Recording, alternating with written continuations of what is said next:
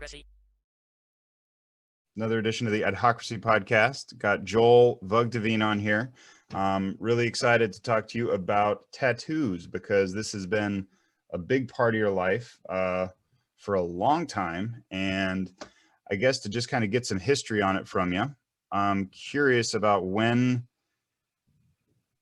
you decided that you wanted to go in and be a tattoo artist, because I know that being an artist was something that was always you were always gifted at, but when did you decide you wanted to turn that towards tattoos? Okay, that's interesting because no one's ever posed it exactly that way. So I was we were living in it was Bozeman. We were living in Bozeman. I was about 13, maybe. That early. And yeah, it's a weird, that's not super weird, but I remember so there's two events that happened in my life. I was in 7th grade and a kid at my I can't remember his name. I know his face. I can see his face in my mind, but I cannot remember his name.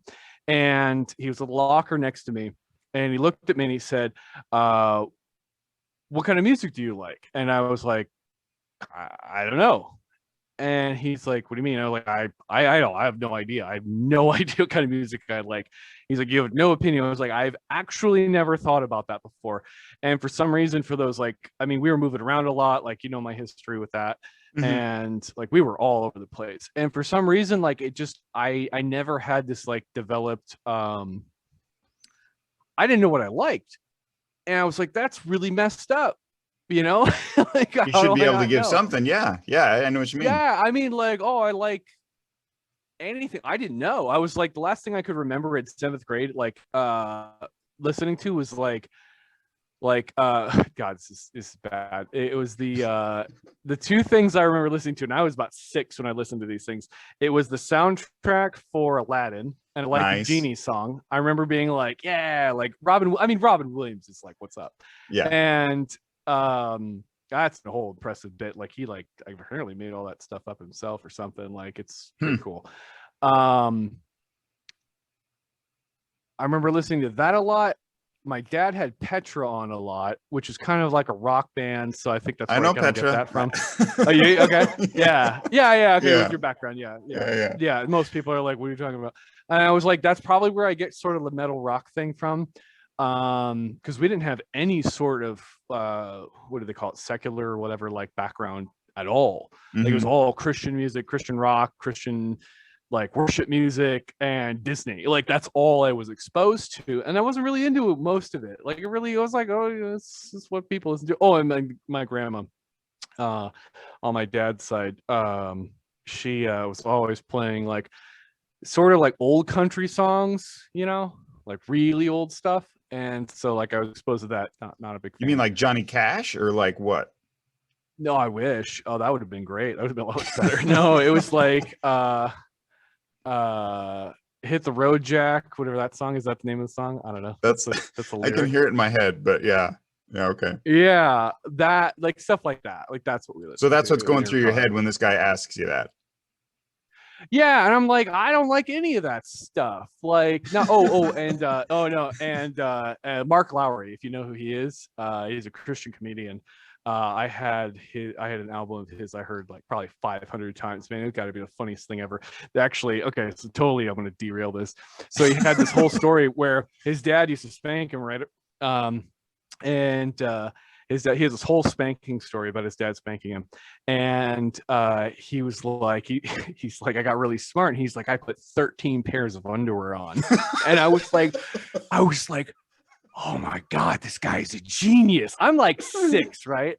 I'm like, I put, I think I want to say like 4 or 5 pairs. I wasn't stupid. I was going to have like a little fat butt of like underwear on.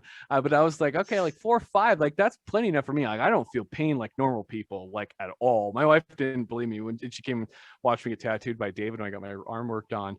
And it was like 3 hours and I'm just chatting away, having a blast. And she's like, this is bullshit. Like, you didn't even feel anything. I told you I don't feel pain like other people, but spanking's hurt. And the only thing that really hurt was the belt. Like it got to that point with me where like my so this is why it got to that point. I was the kid that needed that stuff. Like, let's put it that way. I needed it bad. And I put on like 5 pairs of underwear and I like tightened my ass. My mom spanks me and I broke her wooden spoon and I bust out laughing. It was so bad. I was like, oh, I'm gonna die.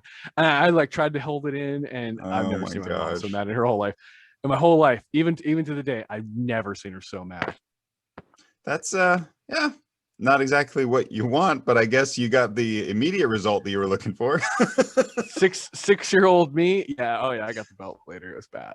Yeah, I deserved it, and I knew I deserved it too, even at that age. That's the funny thing. A lot of people are like really against it, and they're like, "Oh, it's so bad." It was like, if you have a child like me, you need to do that. Like my kids, I don't really have to do that. I can throw them in timeout, and it's the worst day of their life. Every kid is different, the way that you deal with them, for sure.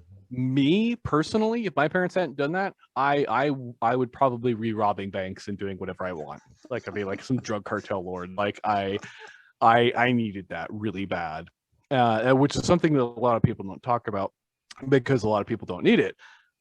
Almost no one does, except for me. So that's off the subject and get derailed. Where were we at before this? We were the music thing. Yeah, how I got into tattoos. Yeah, no, it's all sort of relevant. So so this kid asked me about that, and because of all that weird crap / the weird spanking stuff, sorry, that was the Mark well, it's related to pain, right? Which is related to tattoos, right? Well, yeah, actually, yeah, it is actually really related to a lot of it. But so he asked me the question, and I was like, I'm not going to tell him about Mark Lowry and the spanking thing because that's weird. And I'm not going to tell him I like the Genie song when I was 6. And that's the only thing I had to go off of. So I went on this like weird little quest to find what I liked, you know? Mm-hmm. And I started listening to everything. I listened to modern country, old country, Johnny Cash. It's okay. I listened to jazz, like bebop, like everything. Okay, I mean, I really dug in. Classical music, I'm really specific on. Very heavy tones I like really old, heavy, like just raw shit. That worked for me, and I was like, okay, I like that. Mm-hmm. And we kept going, and Drowning Pool had Let the Bodies Hit the Floor. That song had come out. It was on the radio. It was like, oh, okay, this is pretty good. It's not too bad, yeah. But it's missing something. It feels empty. There's something wrong intrinsically with this, you know? And I was like, it's not wrong. It's empty. It's missing something. That's the problem with it. There's some element that you were looking for in that it wasn't there. Yeah. Well, I like classical music felt whole. It felt complete to me. I could see images in my mind. I could feel it. It felt correct. It looked correct in my mind's eye, which I actually now think I actually have a form of synesthesia, possibly. Do you know what that is? Nope. Go for it. Basically, it's brain damage, and when you so I fell off a 8-foot high wall in California when we lived there when my parents were in college, mm-hmm. and I landed on my head on a bunch of rocks, and I was out for like 15 hours or something like that. The worst cases I've heard of people being out for like weeks, and it totally alters their brain chemistry. And my parents just let me go to sleep, which is what you're not supposed to do when you suffer a massive brain trauma. They didn't know that. It's like 91 or mm-hmm. something, 92. And I don't know. I woke up, I felt weird, but I was okay. But for most of my life, there's been this weird difference between where sound and images kind of meld together. And I hadn't heard of synesthesia until the later 2000s of the internet and whatnot. And I started looking into it, and I was like, yeah, I think I might have a weird latent thing there. And basically there's this connection in your brain where it's supposed to be severed, and then it's not severed anymore. And so when I hear sound, images pour into my head, but not all the time for me. It's only sometimes with some frequencies. And so do you mean it would be? So when you're listening to classical music, it does kick in, but when this particular song was playing on the radio, it was almost there, but it just wasn't quite to the point you were thinking it should be. it feels like an incomplete picture. Mm. It goes both ways. So when I hear sound, the picture doesn't look complete if it's not a completed sound, and then I'm like, this is trash. It's not complete. It's something's wrong here. It's like if you equate like color to light to sound, all those different wavelengths all matter. And if you look at something, you see all those wavelengths like hit your eyes. And when it hits your ears, if I don't see that full image, it feels empty. Okay. And like most people can't perceive that like at all. And I don't know if that's just some wacky, weird stuff in my brain, but like that's the way I see it. That's the way I see it. And so like modern like pop music just does not work for me. So I went on this big journey and I found Drowning Pool. I listened to Metallica. It sounded empty and dead. There's like too much chunks of stuff missing. Sometimes it was okay. Most of the time, not so much. It just half-assed. And then this is the whole music thing coming full circle to the tattoo thing. My friend Gavin, he gave me his sister gave him a CD and he didn't like it. He was like, I don't care about this at all. This doesn't speak to me.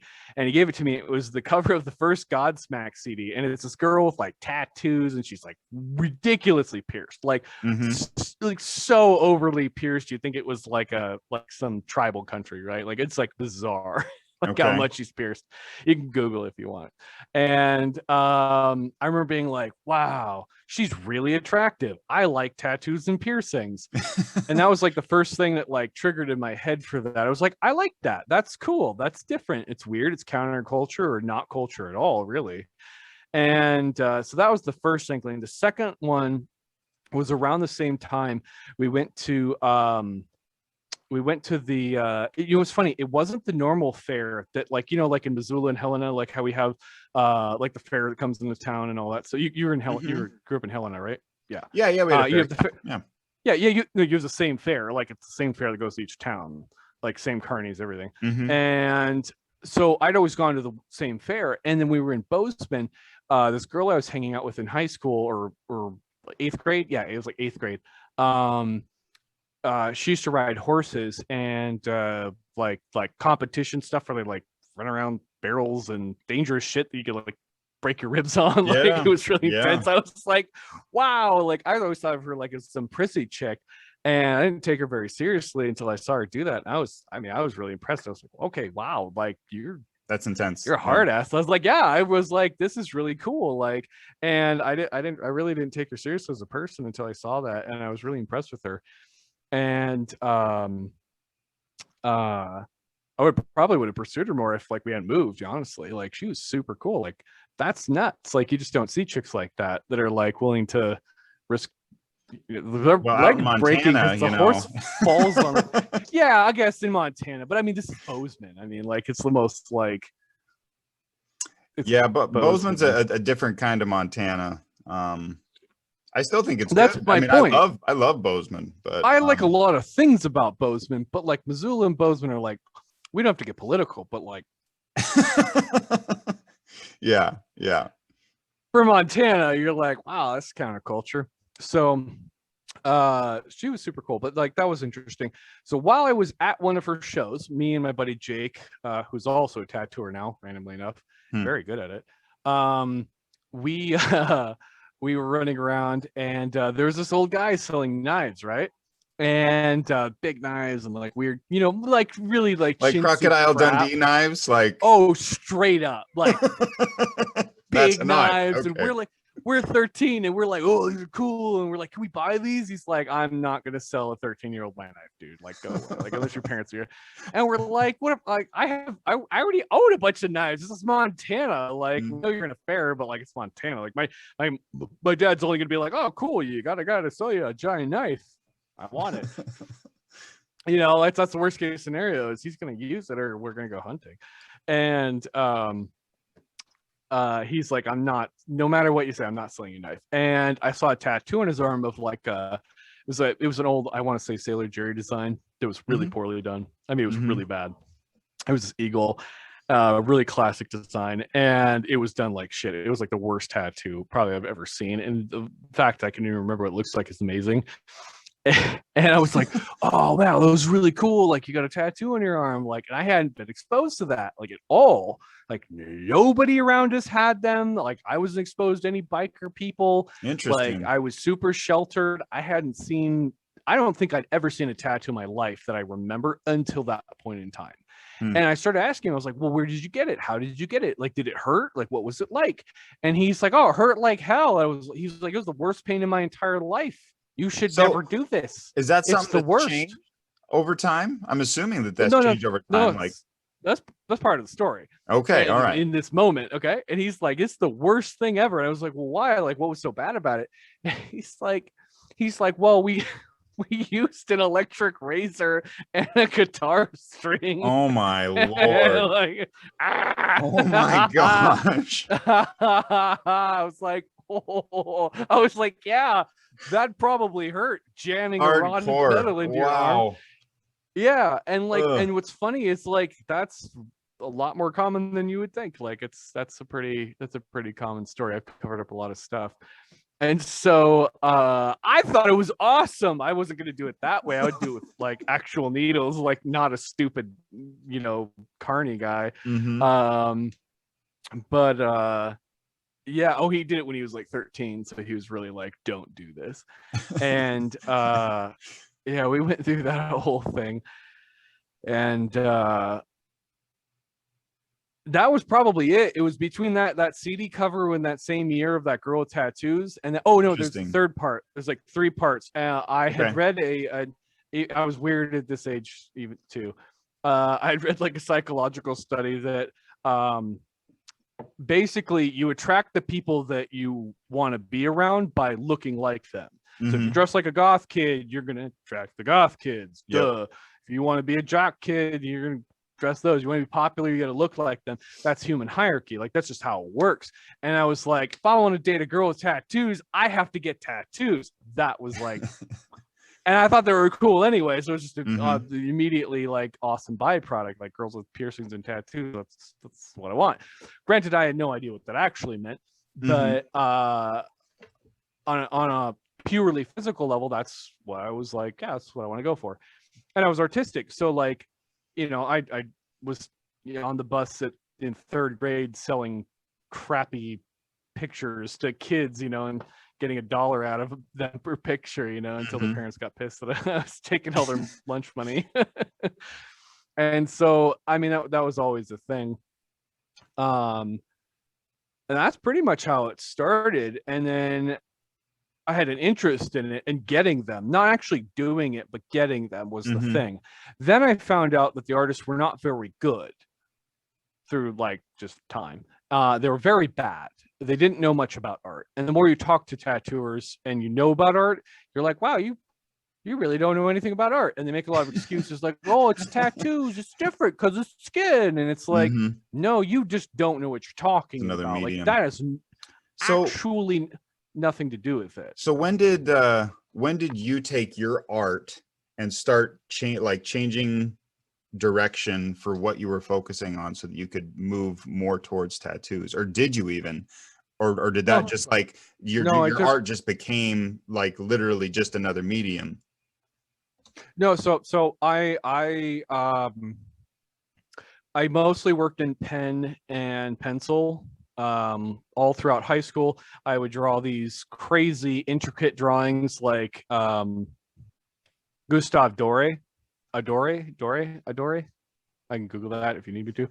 But Gustave Doré, his work is incredible stuff from like the 1600s, something like that. And I think he was scratching some stuff on metal or something because of some of the technique I saw. But it's cool stuff. Yeah. It's all line work. I see it. Yeah, that's very intricate. Yeah, so I would do a technique where I'd take a 0.005 micron pen. I'd let the ink actually like run down until there was almost nothing left, and then those were like the most coveted pens because they weren't like a 0.005, they were like a 0.005. And if you hold your oops, I just hit my mic. If you hold your hand correctly and you move back and forth, this is going to pick up on the thing at all. you can get these like perfect, crazy tiny lines, and you slowly move your hand backwards and you get these perfect etching lines. And I could create absolutely, I mean, I have one or two pieces left that I kept, and I look at it now and I'm like, dear God, how did I do this? I remember people like my boss when I started tattooing, looking at him, and he's like, how did you make this? And I explained it to him, and he's like, how do you have the patience to make this? It's just like, he's like, this is insane. And it's funny because I'm 33 now, and I look at it and I'm like, God, I had nothing to do. This is the most mindless, stupid. There's definitely times, and yeah, the amount of time that you had when you were younger, you completely take for granted. And now looking back, it's like, man, if I had that kind of time, I would, well, first of all, I'd probably take a nap first, then I'd go, dude, then I'd go do X, Y, or Z. I just told my cousin that, like, he was staying here for a bit, and I was like, dude, like, he's like, what, 13 now?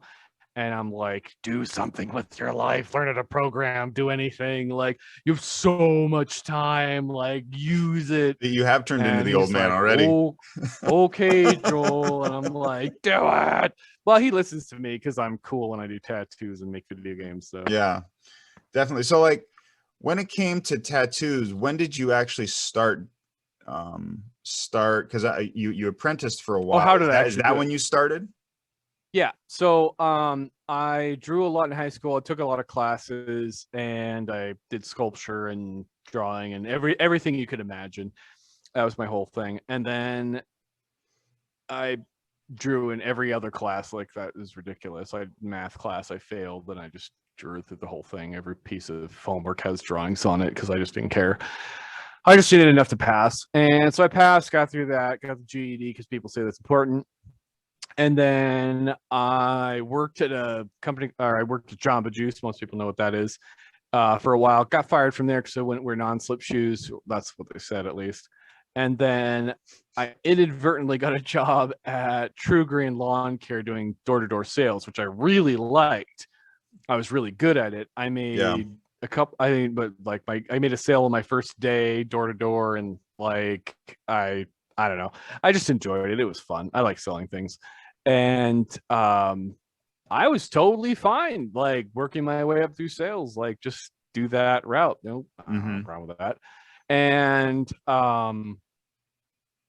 my second year doing door-to-door sales, my buddy, who I had met through a friend, he was he like had like just violently wedged his way into an apprenticeship at a shop, and it's ridiculous, but he really did. And he got his way in, and he had been there for 2 years, and he was like, you need to be a tattooer, like, we can't waste your talents, it's like the worst thing ever. And he was like a very mediocre artist, where he like had decided he wanted to be an artist when he was like 14 or 15, he told me at one point. And he just decided, like, that's what I want to do with my life, but not like he'd been drawing like it's just a thing you do. Normal artists that I've met that are like, have their own like style and talent and stuff, they're very much like, they just do it because it's what they do. They don't think about it. And for him, it was always very forced. I don't know. And I mean, I'm not saying that's an invalid way of doing things. I think everyone can draw, do art, do stuff. There are techniques and whatnot. But the thing that drives you to like really do something really interesting, I think that comes from the core, as far as I've been proven. Now, if somebody can prove me different, let me go for it. But you have to know people for years to actually. Well, and natural ability plays into that a lot too. If you have a natural talent to be able to do something, well, it's like a want. It's going to help you. Yes, but it sounds like you're saying in his case, the natural talent wasn't as well progressed as it was for you, and that's probably part of what drove you as well. Well, when I was in kindergarten, I just drew because I did it, and my mom thought I was just drawing my stuff because I was a kindergartner, and it was like, I just did it because I had to do it. I don't have a choice. I have to make stuff. I'll kill myself if I can't make stuff. If you take all my things away, I'll die. Like, I have to make something. I can sculpt. I can make you a chair. I can build you something. I could be an engineer. I have to make something. That's me. That's like me as a core of a person. I have to be making something or I go nuts. And he didn't seem like that kind of person who had to make something. And most artists I met were like that. For him, it was just kind of like, that looks cool. I want to do that. Mm-hmm. You know, and that was weird for me, meeting someone like that who didn't seem to have like this innate thing their whole life that they like had to do. And so I don't know, it's just strange. I don't know why I'm getting too focused on that. Anyway, so he was really obsessed with, well, the point of that was he was really focused on me wasting my talent, how it was really important that I use my artistic talent and stop doing sales. Which is like, I'm realistically probably as good at sales as I am at drawing. Like, they're equal talents to me. They're not like, it's not a waste of my time to do that because I am as good at art as I am at sales. Like, it's not, now I'm better at art because I did it for 10, 12 years professionally, but which also takes into sales. So sales built on it, to be fair. But yeah, I don't know. It's strange that other people take that much interest in me when normally people just blow me off. So I don't know, it's weird to me. But so he was really obsessed with me getting into it. So he like begged my boss future boss to apprentice me. And he was like, I'm 2 years in, like, we need a new apprentice, blah, blah, blah. I don't want to do tubes anymore, that kind of thing. He can do my work and I don't have to do it. And so there was a big thing there, but I was a good candidate. And so he had seen my portfolio, but it was just impossible for me to ever be a tattooer with that kind of art. And for some reason, he had this weird thing in his head, my boss, that like, I couldn't just like shift the art. I'm like, why not? I'm like, just, it's not that hard. You just stop doing this one and do this other one. Mm-hmm. And I don't know, for him, that was a weird thing to consider. So eventually he gave me a chance, and I started in November of 2009, I think it was. Yeah, 2009, November, something like that. Okay. So I got laid off 2008, 2009, and I got laid off, and then I started working there after I got laid off from my sales job, because you can't do it. You can't sell lawn care in Minnesota in the winter. That's ridiculous. Not happening. And so I got laid off, and then I started the apprenticeship, and I'd already taken a APT test with the Alliance of Professional Tattooers and bloodborne pathogen test. So like very much day one, I was doing tubes and working with all the stuff. And when you say you're doing tubes, what do you mean by that? What's that? So like so I guess I could have brought props, but okay, you're supposed to describe it. This is primarily a podcast, so I know we're talking, but oh, that's true. Yeah, people can't always see the video. Go to YouTube and watch this. So you have your like machine, right? So your machine is either a rotary based thing where you have literally a motor, mm-hmm. and the motor's turning, and then it's usually doing something that's causing this, like it's going like this. Mm-hmm. Right, the motor is going like this, yep. And then that's causing its backwards force, yep. With this mechanic, and then over here your needle bar sits, and then it's going back and forth. This is terrible for a podcast down there. Yep. The needle goes well, basically, so you have a mechanical structure that is causing the needle to vibrate back and forth, in and out of the skin, essentially, right? Yeah, it moves back and forth, and then the other one is a coil-based system where you have two coils and you have magnets, and the magnets turning off and on, and off and on, and off and on, and off and on, just from a cycle. Magnets. Yeah. Well, just like the old. You remember the old bells that are like, yep. Class is out. Mm-hmm. Yeah, it's actually just that. That's the same sound. They're almost identical systems. Thomas Edison's design. The rotary design originally was, I can't remember his name. Oh, people are gonna hate me for this. But yeah, might me and my learnedness. It's on the tip of my tongue. I can't remember. But yeah, so he made the rotary, and then later on, somebody made the coil system. To my knowledge, nobody knows exactly who actually put the coil system in. My boss was apprenticed by Don Nolan, who was like like I was told he went to Japan and studied with people like in the early 1900s. He said he started in like somewhere in the 1940s, early 1900s, quote unquote, mid 1900s, I guess. But he was in 1940s. He was way back there, and he told us stories about like, well, my boss told a story that he told him about like they were in New York, and they would like go up, and one guy would distract a guy at like a hot dog stand, and they'd steal his napkins for bandages. Oh my gosh. Yeah. And then they'd go to brickyards, and they'd steal the powder from brickyards, and they'd use that to make their red pigment. Oh my goodness. Well, it's the same general. Yeah. So. Just, you know. But yeah, it's pretty intense. I'm like, that's like a lot of mafia own most of that stuff. So Underground stuff there. Yeah.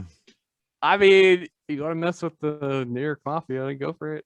I don't know who's running stuff back then, but like still just stealing from anybody sounds stupid on like especially expensive stuff like that. Yeah. Yeah. I gotta pee. Tubes.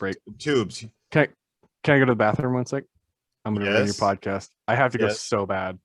You're supposed to go before the podcast, Joel. Before. Sorry. So I'll try and keep talking here, or maybe I'll just edit this out. But one of the reasons that I wanted to talk to Joel is that, you know, this is something that he's been working at for quite a while. He's gotten very proficient at it, and I've always been interested in the idea of getting a tattoo. And I'll bring this up later, which means I probably should cut this part out. But I find it interesting to learn a bit about the background. I mean, and I've known Joel for a long time, but I don't necessarily know all this about him. So, okay. I was rambling there for a bit, but good. I was like, oh man. I don't know if it was good rambling or bad rambling. So I'll have to go back and decide that later. But for right now, you can always cut it out too. Probably will. I mean, anyways, if you can edit it. I was all worried about my kids and stuff coming in and like messing with me, or like Jerry walking down to my mom or something, like my wife, who anybody coming in and being like, "Oh, what are you doing? What's going on in and there?" I'm like, I have to go to the bathroom so bad. I've been holding it this whole time. Well, 33 minutes and 11 seconds. What was I talking about? Tubes. I was trying to get you to talk about what tubes are. You talked about. Oh, yeah. So, well, yeah, we have to go through the whole thing. So you have your machine is the whatever it is that causes the forward motion of the needles themselves. Yeah. The tube is the thing that the needles actually run through. Mm-hmm. And then later on, they developed a thing called a grip, which is literally like actually a thing that you hold on to. Like, I'll use this grenade prop. Oh, this is the grenade I was trying to show you when you're here for Christmas. Oh, yes. Very nice. Cool, right? Yeah, it's all cored out in the middle. Dude, it's so cool. Anyway, so I got it from Axeman in Minneapolis, $5. $5 well spent. Yeah, dude, it's super neat. It's great stuff. So it's a paperweight, and then it's just a piece of metal. So you hold your tube like this. That's how you're supposed to hold it, but people do stupid. I don't know what's wrong with people, unlearned people. And then you have like a thing that comes out the front of it, and then your needle would come out of that, and it would go through the center of the tube, and then the grip is around the tube. Then the needle attaches to the armature bar, which attaches to the whatever your chosen device is. And there's a bunch of stuff out there nowadays. There's cartridge based. I mean, I don't know if you want me to actually go into the technical stuff. It's not really that interesting. All that actually matters, the needles hit your skin, and then capillary action happens. Whoa, magical. Now, granted, that does actually matter if you really want to get into it, where there's efficiency levels. So if you have if you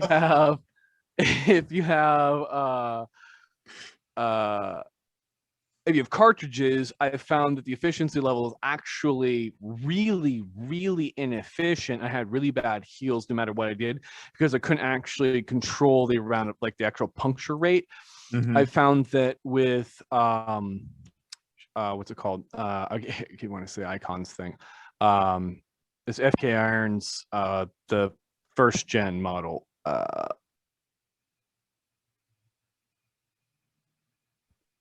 My brain. Just FK Iron's first model. Yeah. Yeah, nobody cares about that. If anybody who tattoos listens to this, they're gonna be like, "You suck." And you know what? You suck too. learn how to tattoo, you nerd. So while you're looking that up, like between it's a Spectra. the tube, It's a go ahead. Spectra Halo. Spectra It's a Halo. Spectra Halo. Okay. Okay, actually, ask your tube question because I'm probably going to go down a rabbit hole of my opinion. So. Yeah. So the when you have the needle moving through that tube, I'm assuming. Yeah. Like, is there any kind of like oil in that tube to keep it from like burning out because the back and forth motion? Does it the pigment itself?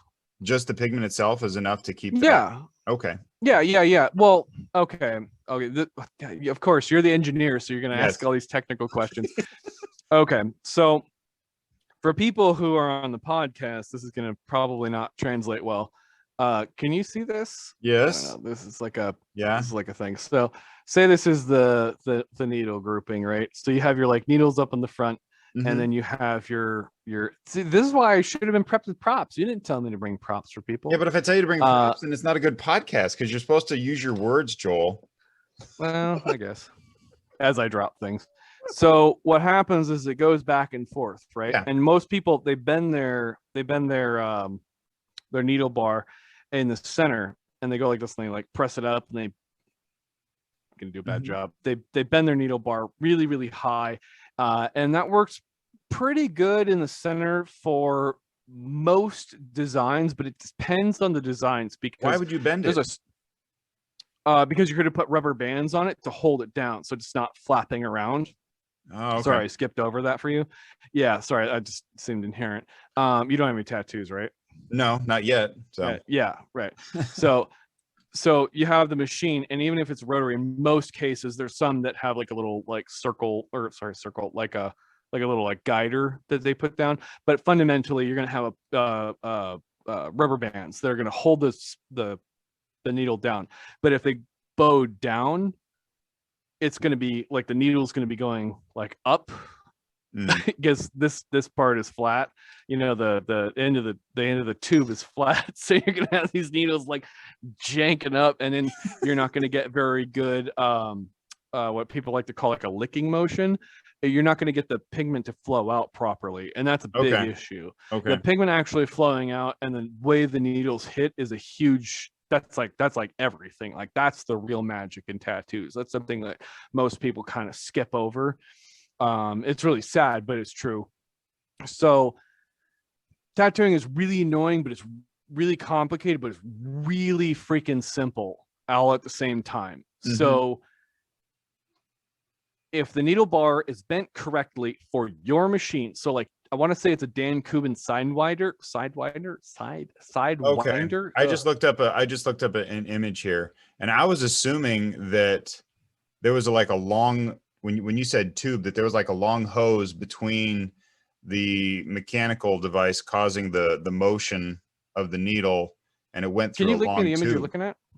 Yeah. Can we do it on here? Or, there's a chat on here. Share screen.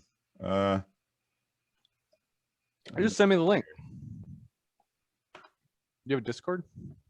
Let's tell everyone on let's tell everyone on the internet your Discord. No, I don't have a Discord. One participant can share at a time. This is fun. This is going to make for some good podcasting here. Two people trying to figure out how to share a screen. Why don't you just send me a link? Well, because it's just a picture off the internet is what I'm looking at. Text it to my phone. Oh, here we go. Right there. Boom. There we go. So I was assuming that there was a much larger. Oh, it didn't come through yet. There we go. I was like there was a much larger. Boomers, man, I can't figure out the internet. I was assuming that this device was a lot farther away from the needle than it was. So I was assuming that this device all right here was all like some long the grip tube hose. Yeah. Yeah. So No. It's like a pencil. It's a pencil with a big heavy metal piece of crap. Wow, this looks like garbage. yeah, well, this is real basic here. No, I'm just saying like the quality of like the setup and the geometry here is not fantastic. So this is a coil machine, and the geometry between all of these different parts you're seeing, you have the armature bar pin, you have the armature bar, you have the entire, I'm not going to go through every piece, but you have the entire structure of the whole thing. If you're changing and moving stuff around, every little piece really matters a lot. It changes the physics all over the place. And people like to treat it really simple because then it makes them feel less bad about destroying people's skin, and they say it's their fault or whatever. I mean, you don't know what their skin's going to be like when you're going into it, but like you need to be able to adjust instantly.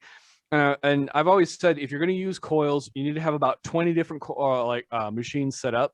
And you need to have them set up between, or at least ready to go to like set up for that skin type. And you need to be able to adjust for that skin type and take the time to be like, do a couple lines. And you're like, wrong skin type, hold on, and set up new machines for that person. If you don't know how to do that, if that doesn't make sense to you, you don't know what you're doing. And that sounds really critical. And a lot of people will be like, well, that's not fair. No, you actually literally, and I'm not, I'm going to be the most critical person on the internet about this, but literally that's the truth. Like you can technically get away on my scale. So I do a scale of 1 to 10 on skin type. One are people, and this is for tattooers, whoever listened to this. One is going to be people who have that paper skin, like that old dude who comes in, you like, no matter how lightly you tattoo it, it just rips to shreds. Stop tattooing him. He is literally so unhealthy. He is unfit to get a tattoo. The 10 is the guy who has like weird bumps on his skin. Eats a horrible diet. You ask him what he eats, and he's like, I ate pizza from the gas station for 20 years. And you're like, you're going to die. I mean, he's the most unhealthy person you've ever met. And I have literally met that person, and a young person too. And their skin, it's just kind of like a lot of people tattoo on fake skin or on, pound of flesh is a great, really great medium actually for learning. It's a little weird because it doesn't operate the same way, but it's it's better than what I had to deal with. Or even a plastic bottle. That's a whole fun technique on itself. So it's like the tens feel like plastic. Scale, it's bad. On your scale is like 5 or 6 like what 5 is perfect. Okay. 5 is optimal. Okay. And it's ironic, and it's not I'm not biased or anything at all. It actually was an accident. My brother is 5. His skin is perfect. It is absolutely well, that perfect. Probably means you're a 5 too, right? I don't know. I've only tattooed myself once. The very first time I tattooed myself. I hate tattooing myself. Some tattooers are like, oh, it's super fun, I love the way it feels, and I was like, well, you're a psycho, and that's weird. I hate it. I hate tattooing myself so much. I don't mind other people tattooing me. It doesn't bother me. I don't really feel pain, but there's something about inflicting pain on myself that's just like so intrinsically wrong. I can't do it. And I got through my first tattoo. It turned out okay. It's better than most people's first tattoos by a long shot. Granted, I had better training than most people did. Almost everyone I've ever met, I've had better training. They're shocked at the training I had, and I'm shocked at the fact that everyone wasn't trained better than me, because stuff has been done for over 100 years, but when you got it's a secret. When you got that training, was that, I'm assuming that because you got that apprentice and you were doing more than just tubes, right? Oh yeah. So they asked me to be the apprentice. I didn't actually ask them. Going back to that, I never was like, I want to be an apprentice. I was just like, yeah, I mean, if you guys have an opening and you want me to work here, that's fine. I'll do that. And I knew my boss, he was a Christian guy. He wasn't going to make me wear a dress and demean me and treat me like a piece of shit. He never did that to the guy before me or the guy before him.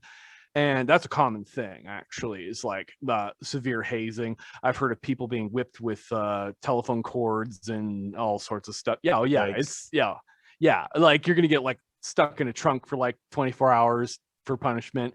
A guy I worked with, actually a guy who worked for me, at my old shop, he used to get choked out by MMA fighter guys as a general punishment for not mopping correctly or something like that. How long were you apprenticed at that shop?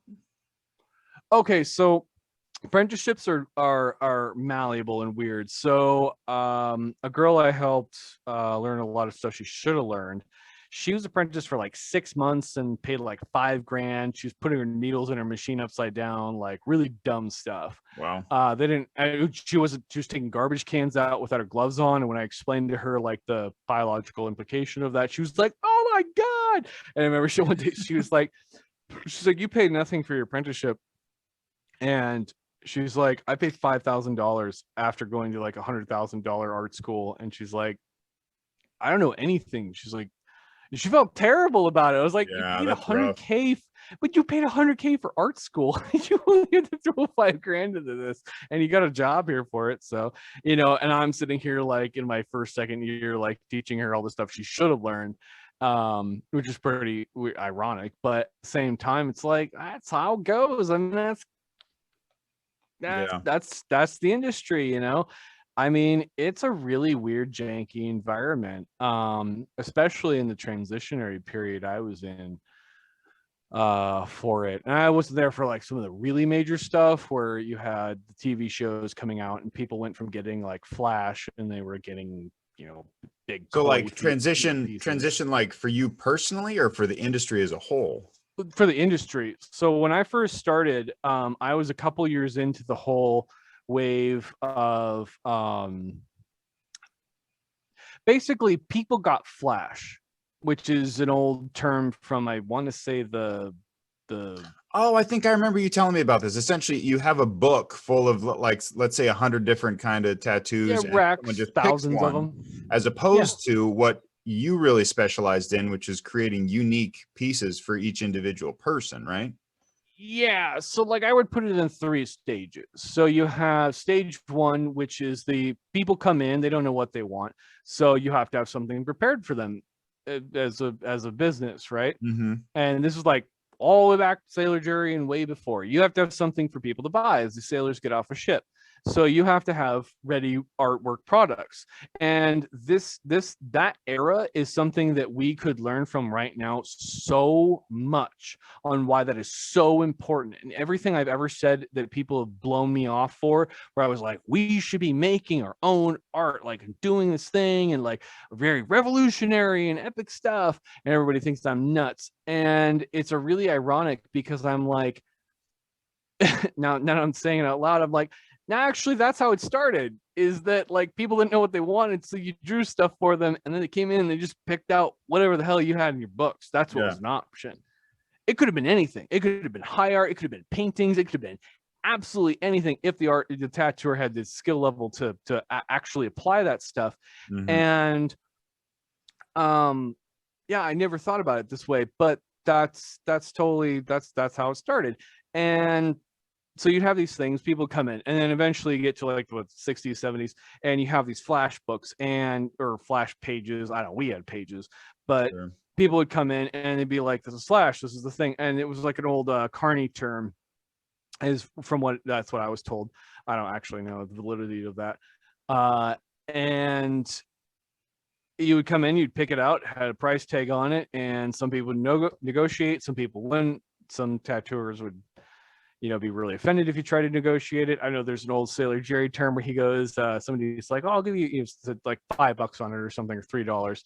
And he's like, "We'll give you $2 for $2.50." And he's like, "Are you doing the tattoo or am I?"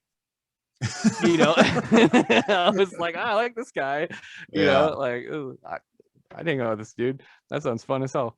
And I remember people tried to haggle me and I'm like, I'm going to lower my quality. Like, this is what you get. And there's memes about it where people are like, $5,000 tattoo, $100 tattoo. And like, or there's the one with the horse where it like progressively becomes a worse drawing, Yes. And, but that's the thing, is that like, that's what you're paying for. You're paying for their time to actually complete the product. Like, and people don't get that. They think that like, it's just magic what artists do. It's just we would poop it out of our heads, and it's this magical thing. It's like, no, this is a product that takes time. This is a thing that, like, you have to draw each line and do each detail and fill it in and calculate the light. And if the light's pre-calculated, it makes it a little cheaper because somebody pre-calculated the light in this drawing, and I could just go off of that. I don't have to think about it right now.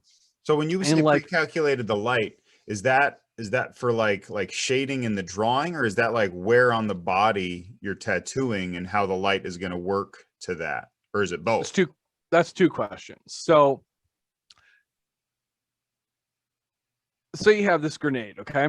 Yeah. Like, this is I've tattooed many grenades. Ironically, a good example. So lighting here isn't very good for this example, but say you have it coming from the left. So it's going to hit these objects, and you need to know where the light is. You need to know where it's like.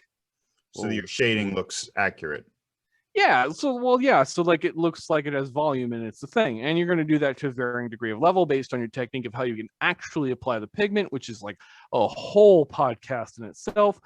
I mean, that's like a master class, like me taking like 50, I probably take hundreds of hours to teach somebody all that stuff. But like actual shape and volume, and any artist that's listening to this, I would highly recommend reading Andrew Loomis's books, all of them, literally everything that dude wrote. Like, holy crap. That's some profound stuff. And if you have the mind to understand it, if you read it and you don't understand it, then you're just not smart enough. I'm sorry, or you're not there yet. Like, keep working on it and come back and read it again. I know for me, like the first time I read it, I was like, wow, this is really good stuff. And then I read it like 2 years later, the same book, and I'm like, wow, I was really stupid 2 years ago. This is really, really good stuff. And like 10 years later, I read it again, and I'm like, dear God, this guy is a genius. Like, what was that? How did I not see this? You know? But that's the whole thing with, like, as you know, you need those prerequisites to get to that point. Sure. And once you get to that point, you kind of forget that you needed those prerequisites. So, where was I? Light shading. Sorry, I started thinking about. Yeah. So, and something I was going to ask on that too is, so you get your light right, and so you can get. I said shading. Oh, pre-rendered. Yeah. So, because I'm not, but is that like also so that your perspective and, like you say, kind of the feeling of shape and volume comes through properly, is all kind of tied to your lighting? Yeah. So really, really annoyingly basic tattoo, upper arm, right? Say your right arm on your like upper bicep, or not bicep, your, what's the thing on your shoulder here? Tricep. So on your tricep area, that's what we're going to focus on. So it has sort of like this V shape, and this grenade is an awesome prop today. So it fits there very well. Someone's like, I like grenades, they're cool, they mean boom. And or my military days, you know, I do a lot of military stuff. So you have this grenade there, and you want it to fit just right in that V shape. That's a big thing. But you also know that almost every time anyone is ever going to look at that, the light's going to be coming from the light above them, or somewhere ambiently above them, or if they're outside, it's going to be coming from the sun, which is going to be kind of all around, coming down onto you. So you want to pick a spot that it's not there's like artistic choice here. Like, you can pick a hard light from like the left or right or somewhere around it, and it's going to have a hard cast shadow. It's going to be easier to tattoo if you know good tribal work, and if you don't know good tribal work, then you really screwed in tattoos. Like, that's like the really fundamental basic for everything, except for shading, or for black and gray. Technically, it's sort of like weirdly the opposite, sort of, but you still actually, no, that's not true at all. You actually still need to know that, because otherwise you can't get your deepest blacks, and then you're stupid. So if you can't actually get your deepest darks, you're dumb. I mean, you're just screwed. Like, I mean, no, you're not dumb, but you're screwed. Like, you're not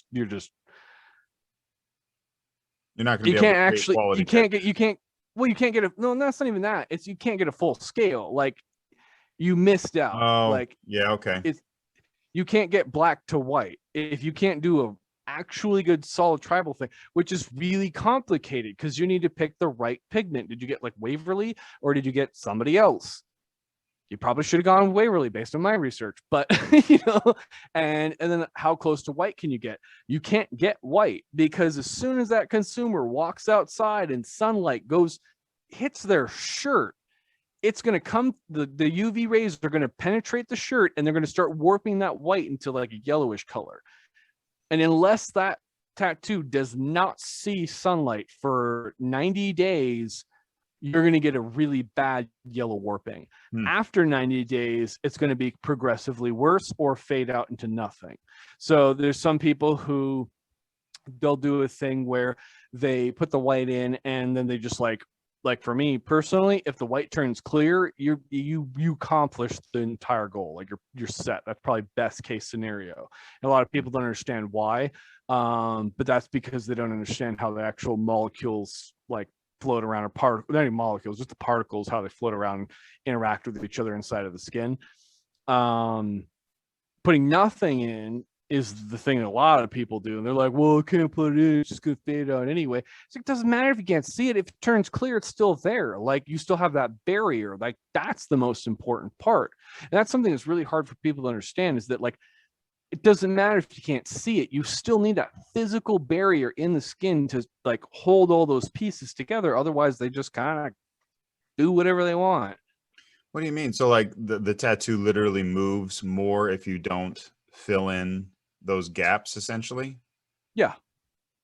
So if you think about it from top down on like a piece of paper, and you have like, you take your 4 fingers and you put them on a piece of paper or on your desk or whatever right now, and you're like tap it and you move it forward slowly. Those are the needles, right? And each tap is gonna disperse whatever pigment you put in there. So if you go tapping really, really fast, and you're like tap, tap, tap, tap, tap, tap, tap, and you brush out and you brush along the skin, and then you lift up at the end when you want it, all the stuff that you lifted up is going to disperse out. So this whole idea of like whip shading is a bit real popular thing, where you make this like weird kind of forward wave motion. All the stuff on the end. Yeah, exactly. All the stuff on the end here drops out long term. It's gone. It's never going to last, because it's too high in the skin or it's too low. Your inaccuracy level is like, your margin is so high there. So what I found was, if you stay on the same level, and I figured out a method for actually continually staying on that same level. If you stay on the same level with what you're doing, so like color packing, so you're like for people watching on this video, so if you stay on the same level, you're like doop doop doop doop, packing, and then you kind of like open your hand up and you wave out. But when you wave out, you're like, there's this like, this is the margin of error where your needles have gone up this graph. That's the worst description for a podcast. This totally is, yes. Vertically, it's going horizontal. Put it on YouTube. Go check it out there. What is this? This is vertical. This is horizontal. What's the sideways? 45. So you're going from a 45-degree angle out of the skin to the surface as you're like whipping it out. And let's say that's just perfect. Like you just like just yanked it right out, and it hits a 45-degree angle. As that 45-degree angle gets closer and closer to the surface of the skin, every little teeny bit is like less and less pigment that's staying in the skin. Yeah. It's because like everybody knows, the whole industry, everybody knows this whole like first layer, it's not staying in. You have to hit the second layer. So if the needles are going like this, there's a large portion of time where they're hitting 100 times a second or so, where like they're not in that second layer. They're going to look like that maybe for 9 months, maybe a whole 9 months they look like that, but it's gone. And I kept finding over and over in my early days where after 9 months I'd actually see it. And people said like 90 days, you know, like you have the 3-month thing, but I found that like realistically you really don't see good results until 90 days. And then after 90 days, if it's still in there, it's probably going to be in there for 10 years. Okay. But if it's not there after 9 months, it's like, where'd it go? You didn't do a very good job. Sorry, your hand movements are messed up. You got to fix your stuff. But you have to pay attention to what you were doing 9 months ago. You know how hard it is for an artist, especially artists, to figure out what did I do 9 months ago? Like, no one's preparing you for that. No one sets up that expectation in this industry, let alone any other one. Well, I mean, maybe oil painting, where it's like an oil painting. It's like, yeah, you got to let it dry. Make sure it doesn't crack. 10 years down the line, 100 years down the line. I mean, like, that's what you're prepared for, is that past your lifetime, this thing will break apart because you messed up on how you oiled the layer, the oils. And I'm like, you should probably be preparing people for that. So like, I got lucky where my mentor, he actually prepared me for that stuff, where he's like, this stuff looks like shit 20 years later if you do certain things. So I saw the remnants of the era of fine line tattooing from the 80s. And we kept having people come in. That's why I got so good at cover-ups. We kept having people come in, and they'd have the worst blown out, like, horrible shit, and they were like, it looks so good when I got it. Oh man, it's groovy, dude. And like, literally that era, dude, straight up. And they'd be like, it's grooviest tattoo I ever had. And I remember asking my boss, and I was like, dude, like, why did people tattoo this bad? Like, it's so tiny. Like, everything you've ever told me was like, this is the stupidest thing they could have done. And he's like, yeah, he's like, that was like kind of before his era. And, you know, when he was a kid, and he goes, he's like, when you used to go past tattoo shops, they'd have this whole thing on like fine line tattooing. And I'm like, why? It doesn't work. He's like, they didn't know that then. I was like, oh, he's like, yeah, we see the results of what they were doing now, and you have to fix it. And then the most disturbing part is when I lived in Fort Collins, we had a shop there who, like, to the day, 2021, is still like promoting, like, their whole thing is fine line tattoos. And I had a girl come in. Wow. And she was like, yeah, all my friends, they just love this shop. They think it's the best place. And these are fine line tattoos. And she's like 2 months after they get them, they look horrible. they're just all blown out. They're all jacked up. And I've seen like some really far gone stuff on fine line with single needle liners on my boss's arms. It was so bad. And I always wanted to cover that up. I never got a chance, but man, I always wanted to just, and he wouldn't do it because it was Nolan's work, but it was like so bad. It's so bad. Like, Nolan's such a cool dude, but like, oh, it was so bad. Like, I mean, I don't think he knew. I really don't think he knew, you know. I think he'd be stoked for somebody to cover up something that bad. Blew out to, like, you know, fine single needle line that blew out to like something that looks like you did it with like a 15 meg. It's like, how did this happen to you, you know? But that's the thing, is they didn't know. It's not his fault. And like, when you talk about this stuff and you actually like critically look at it, and you're like, this is a problem, we should fix this, everyone gets mad at you, and they're like, you can't talk about this stuff, you can't say it was bad. And it was like, yeah, it was a terrible idea, they just didn't know it. It's not their fault, they're innocent, you know. Yeah. Like, what made that so popular back then? Why did I mean, because fine line tattoos, I mean, that just it just sounds fantastic. It sounds great. That's a great marketing technique. So what drove that into the market back in the day then? It was probably because it was the polar, but this is speculation. I wasn't there for it. I'm way too young for that. Like 30 years too young for it. But I would bet it's because you go from the Sailor Jerry era of like 8 needle liners, big thick liners. Somebody figured out how to do 3s, and then somebody figured out how to do 1s, which is, from my knowledge, it was like 2 needles, and then there was a single needle on the top of the stack, and it was sticking out forward, and then it created a stable environment for the 1. I don't even know if they still do it that way. I don't use shit that small. It's stupid if you ask me. But I know it can be done. Like, I'm not saying it can't be done. That's the other thing too, is that people flame me for this. And you have to understand that I have seen Jack Rudy's work, and it is incredible what he can do with a single needle liner. He did a portrait of my boss's wife, ex-wife now, I guess, on his leg. And it was like mind-boggling. It's like 16 years later, and this thing looks better than, I mean, any tattoo I've ever seen done for a portrait. And he did the whole thing with a single needle liner, dipping into 1 cup of black ink, you know, like not even like gradients where like, so some people do like 100%, 50%, 25, whatever. They do like drop ratios. For the East Coast guys do drop ratio, which is what I follow, like an old thing that they do. I just like it. It just feels comfortable. but like this dude just dropping into black with a single needle liner. He does all the hair and the detail and the faces. And I actually use his ink. It's nocturnal if people care. And it's like I could see why it worked that way, because like when I came in, people were using Pelican, and Pelican, like the company freaked out when they found out people are doing tattoos. Like took them 30 years or 20 years or something.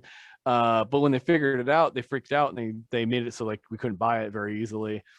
And a lot of the old guys were wigging out about it. I heard one rumor. This is a rumor that if you get it lasered off your arm, it'll give you lung cancer pretty much instantaneously, because when you change the molecular structure of it by lasering it, it releases a bunch of just too much toxin for your body to process.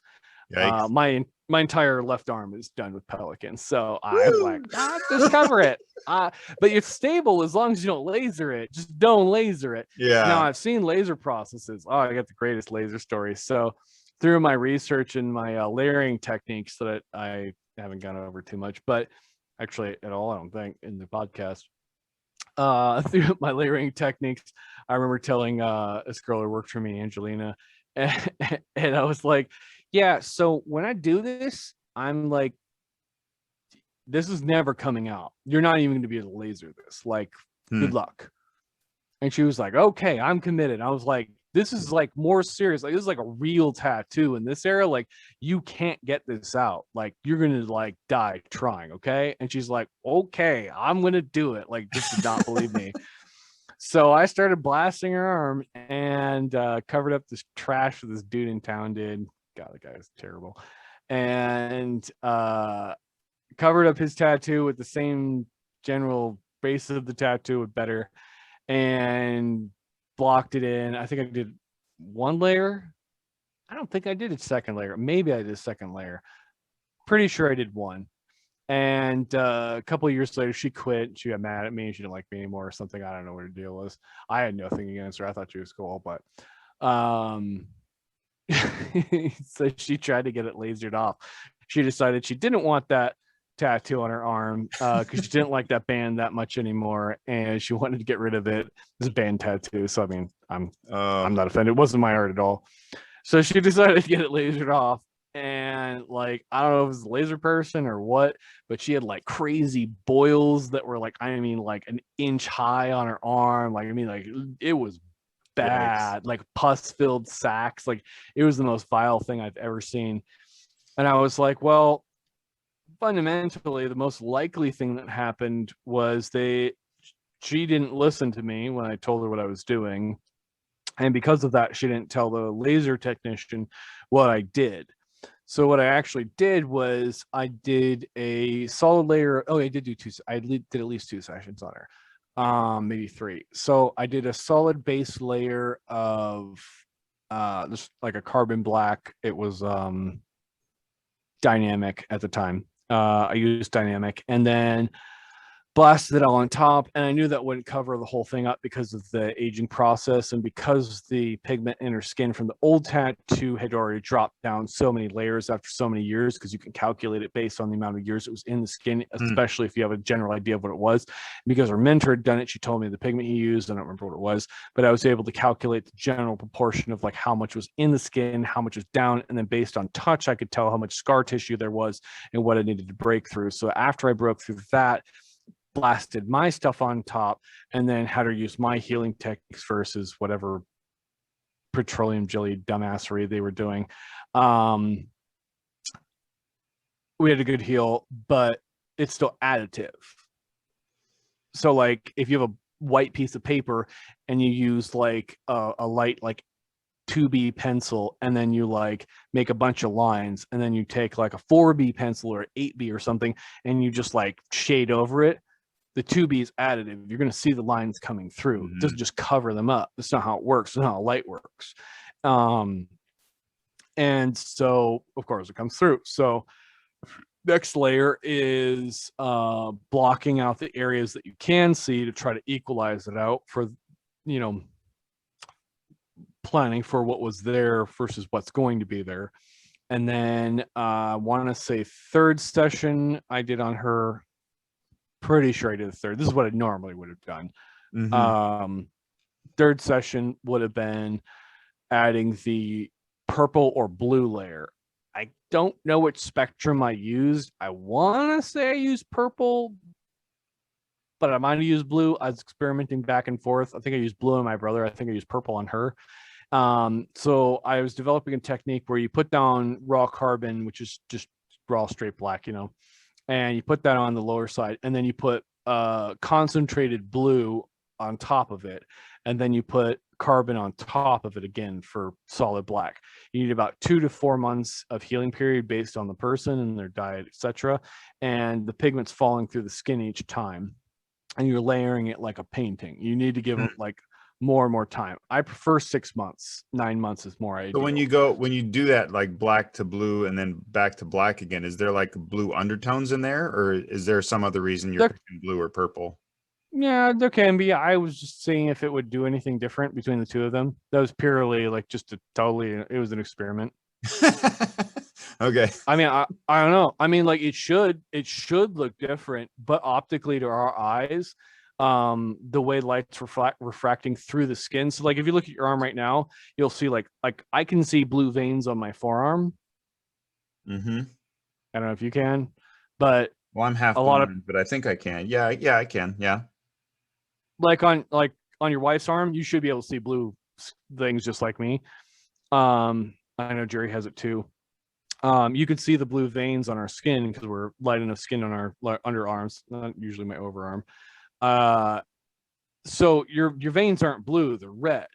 The red light is getting absorbed from your skin, and by the time it refracts back to your eyes, all the red spectrum is gone.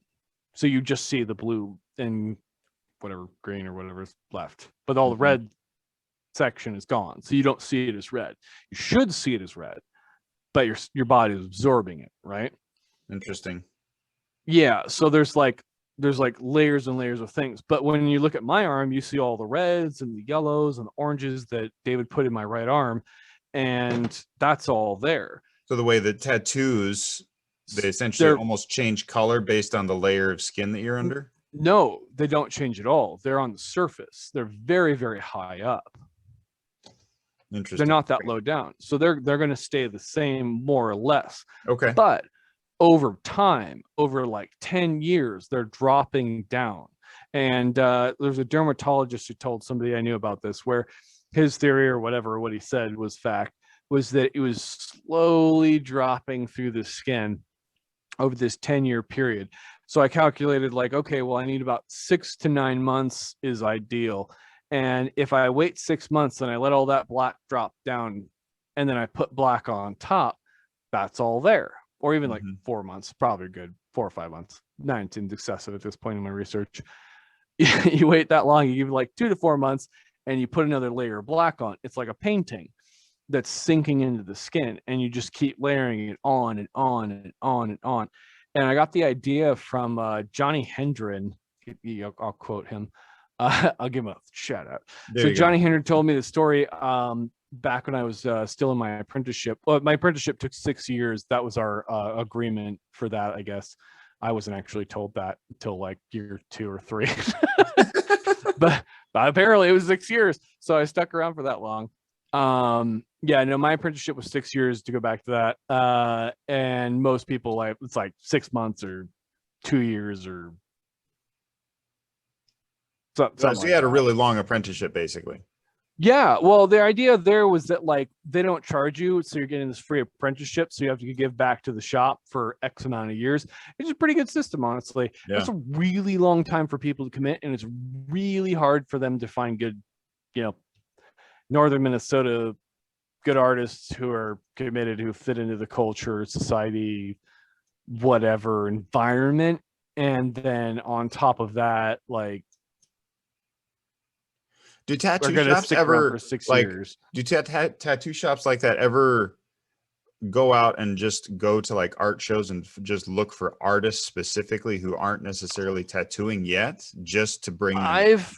I've heard of things like that. When I was there and we were looking for somebody to replace me, because I told them I was moving out of state, At the end of my 6 years, I was done with Minnesota winters. It was too much for me. Yeah. Straight up, that was pretty much it. Honestly, I liked my environment. My boss was super cool. Like, he was really awesome. I really liked that dude. I liked most of the people I worked with over the years, and like, it was a good environment. It was fun. I was really comfortable there most of the time, and I don't know. I couldn't take the stupid winters anymore. It was it was dumb. Like, I went through the winter in Minnesota where it was like pipes were exploding because the frost line dropped like 3 extra feet from 6 feet to 9 feet or whatever it was. Just Wow. yeah, dude. It was just like people didn't know that could happen. It was like, it was just like, I have to leave. I'm sorry. I'm done. This is too much. This doesn't happen in the mountains in Montana. And then I could have a mountain view. And if this is gonna happen, I'm gonna have a mountain view while this happens. This is stupid. I'm gonna cut down my own trees and I'm gonna live out here. So yeah, no, it's too much. Um, yeah. Something I wanted to go back to is we were talking about Flash, and you said that there was basically 3 types of tattoos, and I'm assuming one is Flash, the opposite end is like extremely customized. But what were those other two levels Oh, of sorry. Yeah, tattoos and like I the get designs? sidetracked way too easy. No worries. Okay. So you have Flash. That's the general basis of things back in the day, where you come in, you have your product, you're allowed to buy what's on the wall. And if you don't like it, go away. There's no one else to tattoo you. So sucks for you. So you get what you get. Then there was the second era of custom tattoos, where they were like, the wall said custom tattoos, like, we don't want to do Flash anymore. And I want to say that started in the 80s or 90s, something like that. I know in the 90s for sure. I have videos of my boss, and he's like 20. He was like 20 years old, something like that, and early 20s, and he's doing custom tattoos. It was a whole era. He told me about it. And I have video evidence. And that was the big thing, and that was sort of like after the fine line thing. With the fine line thing, I think was still in the Flash era. Maybe people are doing custom stuff, and you started seeing people doing like, I draw it on the skin so it fits your skin. That's a gimmick. That's BS. I remember people being like, yeah, if the guy doesn't draw it on your skin, like, he's not good. I was like, or he's guessing a lot. I'm like, being able to actually pre-calculate light, things like that, etc., for the set of body that I'm actually working on is a lot more powerful of a tool than me guessing my way through and drawing it on. I remember I was in Keystone, Colorado at a tattoo convention, and there was a guy, and I asked him a simple question. I was like, oh, so what's your process? What do you do? And he's like, oh, like, I draw it on their skin and blah blah. I was like, oh, how long do you take on that? And he's like, like 3 hours. I was like, oh wow, that's a giant waste of time. I was like, so why don't you? I didn't say it to him, but I was like, I give him a look like that, and he got it. And I was like, so why don't you draw it beforehand? And he got really defensive, but it's me in my face. So, and he's like, well, I got kids, man, and a wife. Like, I don't have time to pre-draw stuff, like, blah blah blah. And he's making all these excuses. I was like, but you spent 3 hours drawing on the person. You just Yeah. admitted that. Like, what are you talking about? I was like, this thing's all wonky and warped because you drew it on a warped surface. Like, if you draw it on a piece of paper for a warped surface that you've already pre-calculated, because you took a structural drawing, like, you want a huge secret of the industry, take saran wrap, not actual saran wrap, you take the cling wrap, and it sticks to human skin perfectly, and draw out the muscle structures that you're working on, pull it off, and you're like, oh, look at that, I got a UV map, holy shit, I could make a video game. Like, I could draw on 3D models now. Like, it's the same skill set as doing a UV map. And if you don't know what a UV map, or you don't understand what I just said, you should probably go look it up, because it would change your life if you do this. So you make a UV map of them, you pull it off, it's all flat, and you know that this flat surface will almost perfectly fit their skin right there in front of you. And so I would draw my stuff that way, based on their muscle structure, and taking their muscle lines and trying to kind of flow like the piece, and what was this thing doing, whatever dumb idea they had. And then when I stuck it back on, it would fit. And people worked with me like, wow, I can't believe it. Like, how do you get things to flow so well? Why does this work this way? Like, I don't get it. Like, it's so hard, because they're drawing on a square piece of paper, trying to imagine what the wrap around their skin is, and sticking it on and being like, well, I spent like 10 hours working on this. I'm just gonna force this to work, like with no malleability. I'm like, this is such a bad way to make a product. Like, it's not that hard, dude. Like, and I mean, I would tell people this stuff all the time. Nobody ever listens to me. I think it's insane. And maybe I'm the crazy person. I mean, that's always an option too. Yep, you're the crazy one. Well, everyone's going to get to listen to you now. The whole, I don't know, podcast number 2 for a new podcast is going to have like what, 5 people? Yeah, exactly.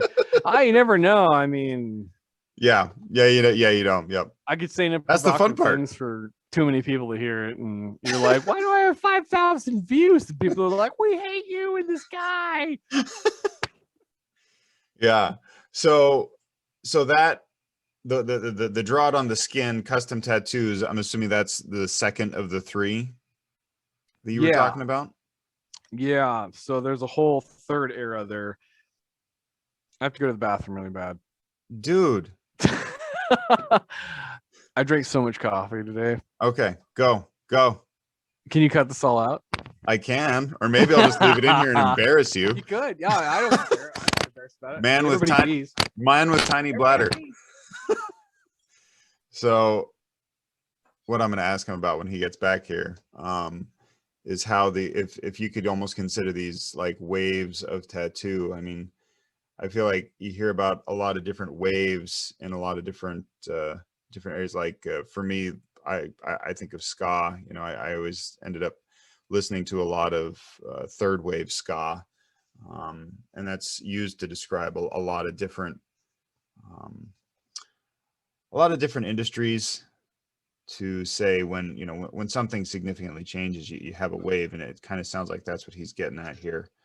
So I'll just ask him, since he's back now, would you consider like each of the, like you're talking about these 3 different kinds of tattoos, would you consider each of them like a different like wave of like like third wave? Yeah, they're generational. So you had all of these people like walking into a shop, especially like started with sailors, right?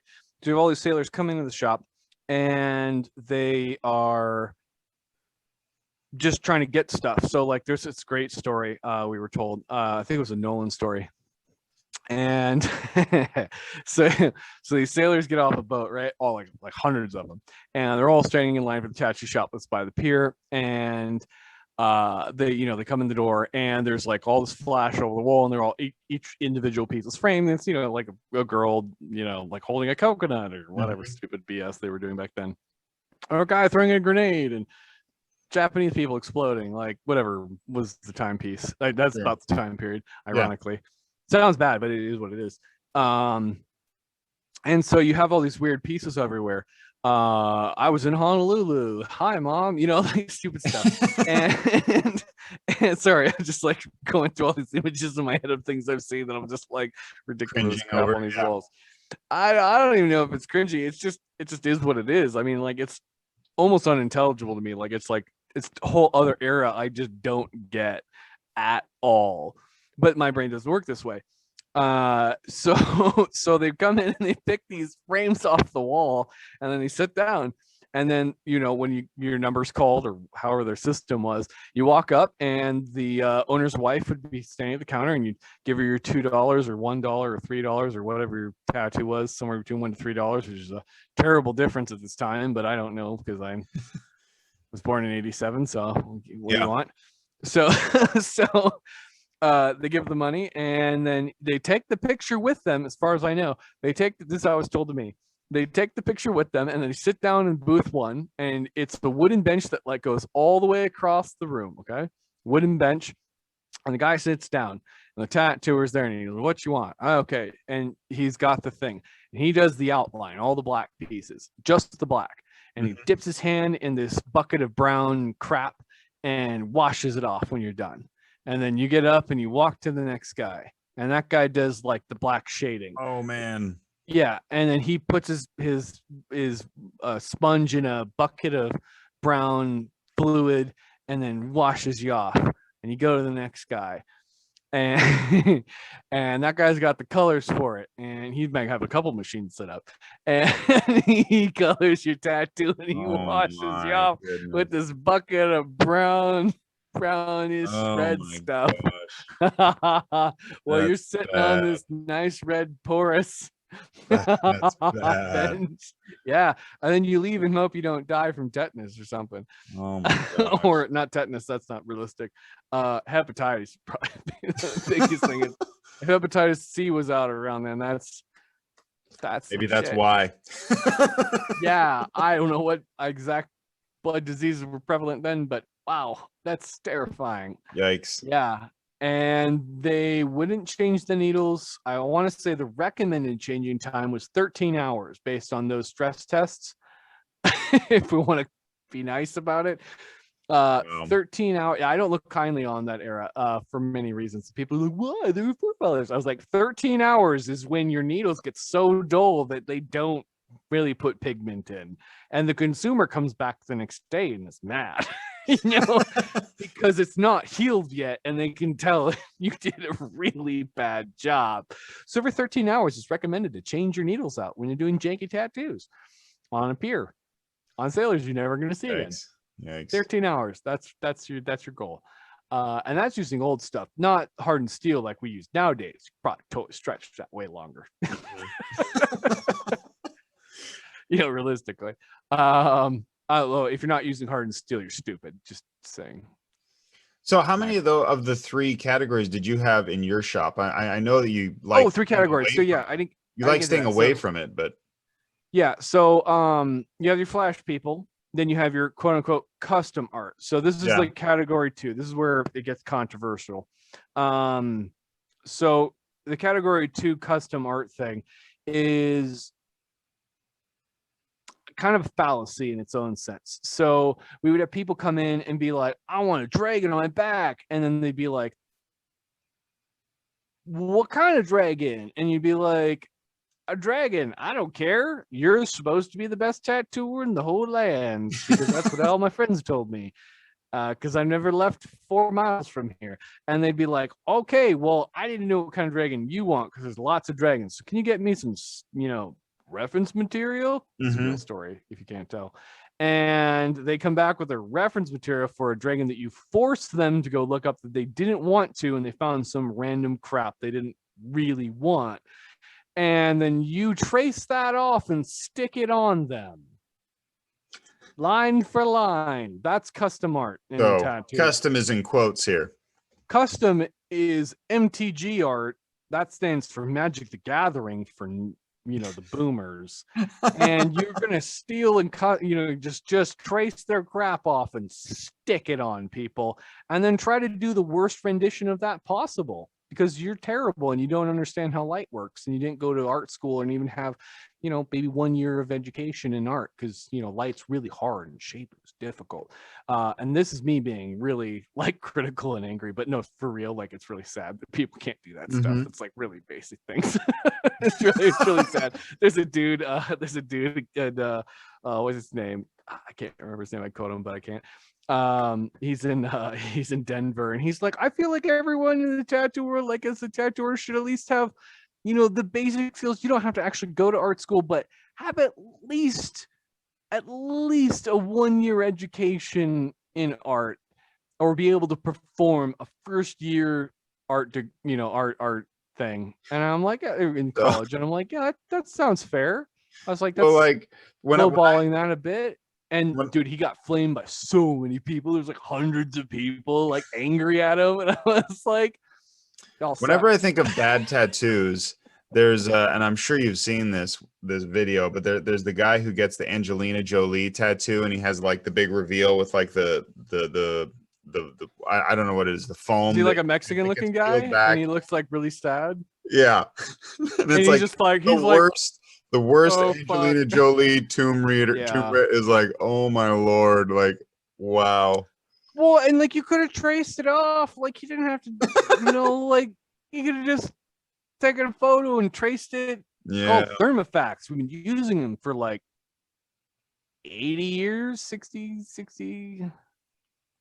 70 years, at least 60 years. Mm-hmm. That sound right? I think since the 60s. Yeah, we got to be at least 60 years into that. I could be wrong, but I'm going to say 50, 60 years. Like you've had the technology to not be that dumb. So to like not have to do that. So this third wave or third generation. Okay, so the next wave, more what you're in line with, and so God, this is kind of what I was wanting to kind of get towards on this is somebody comes in and says, I want a sleeve, let's say. But they're not sure exactly what they want on that sleeve. How would you work with that person? Oh, that happens all the time. And like, and they want custom, like they want legit custom art, like your no, they want artwork. Yes. Yeah. So this is wave 3. So they want artwork. And the first question is, why do you want me to do it? And if they're like, like you're kind of like, Bobby said you're good. Well, then the question too, I guess, is like, did your friend send you to me? Do you know someone? Have you seen my work? Do you know who I am? And they're like, well, I read a Google review and it said you're really good. And I'm like, okay, well, what do you like? And then they show me pictures on their phone and I'm like, you should not be in my shop. Like, and I'm not trying to be a dick or anything, but like, I'm very good at doing tribal. I'm ridiculous. I'm like really good at doing tribal. I was violently trained into it, like for a reason, because it's such a fundamental basic. And in the environment I was in recently, nobody else was. I mean, like way above my competition, but I don't want to fill in black anymore. I don't care. It's not interesting to me. I don't want to do it. They're like, well, is my money not worth anything? It's like, hey, your money's worth tons of stuff. And like, you're just not going to pay me $250 an hour to do this. Mm-hmm. That much money? It was like, that's what would take me to stop like doing animation right now to come over here and do that, because there's a lot of companies who would pay me $250 an hour right now to do the animation instead of working on you. That's what you're competing with to do this. So in order for me to actually want to do artwork on you at the level I can do it, that I've trained for like 2 decades into, is for me to compensate you at 150, 175 an hour, give or take, depending on the environment. So that I'm not going to do garbage. So that per hour, does that include when you're concepting? No. Or is that just the actual? Okay. So I go off the whole thing. Like Nolan did this and Brian did it too. I always did all the pre-work, everything, all that stuff was free. Okay. So someone comes into your shop and says, I came over here because I've been looking around at the different studios. I've looked at the different artists. I like the detail and the way you shade. I like your basic approach and the fact that you're willing to work with me. But I still don't have a good idea of what I want to do. How do you work? How do you work with that person? Okay, well, you have to give me a scenario. What do you want? Like a sleeve. Someone comes in and says they want a sleeve. Okay, what kind of artwork do you like? Dragons. Japanese dragons or European dragons, or like maybe South American? Smaug. Okay, so European. Smaug from the original illustrated book from the early 1900s or 80s, or from the movie? From the movie. I'm making it as up as I go here. Okay. Are you tied to the actual skull structure of that, or do you like more of like a European dragon? Because that's kind of like a weird mixture between Japanese, in my opinion. Skull structure. I really like Smaug, actually, because he was, I've never thought about breaking it down between those two kinds of dragons, but I see what you mean. And yeah, it's kind of a weird mix. Yeah. It's fun. Well, and I liked watching. I don't know if you saw any of the behind the scenes on that with Benedict Cumberbatch acting as Smaug. I have. That is so many books on it. It's ridiculous. It was great watching him act that out. It was fantastic. But So when someone comes into you and says that, you're looking for more exactly what kind of piece of art they want, as No, I opposed. mean, like the conversation we just had, we started Mhm. talking about Cumberbatch. I can keep going with it because we're doing a podcast and I'm not going to do Spog on your arm unless you really want me to. No, but that's natural. That's what the conversation is like when you have the conversation with me. I want to know why you want this thing, why it's important to you. What do you actually want? And even if you don't know, you do know on some level. And it's very easy for me. For some reason, I don't know why I can do it. Other people have a struggle with it. I can pull that out of you. Mhm. What do you really like? And so, like, I'll sit down. I mean, I have reviews on Google that people are like, Mhm. they're like, this guy sat down for 5 hours.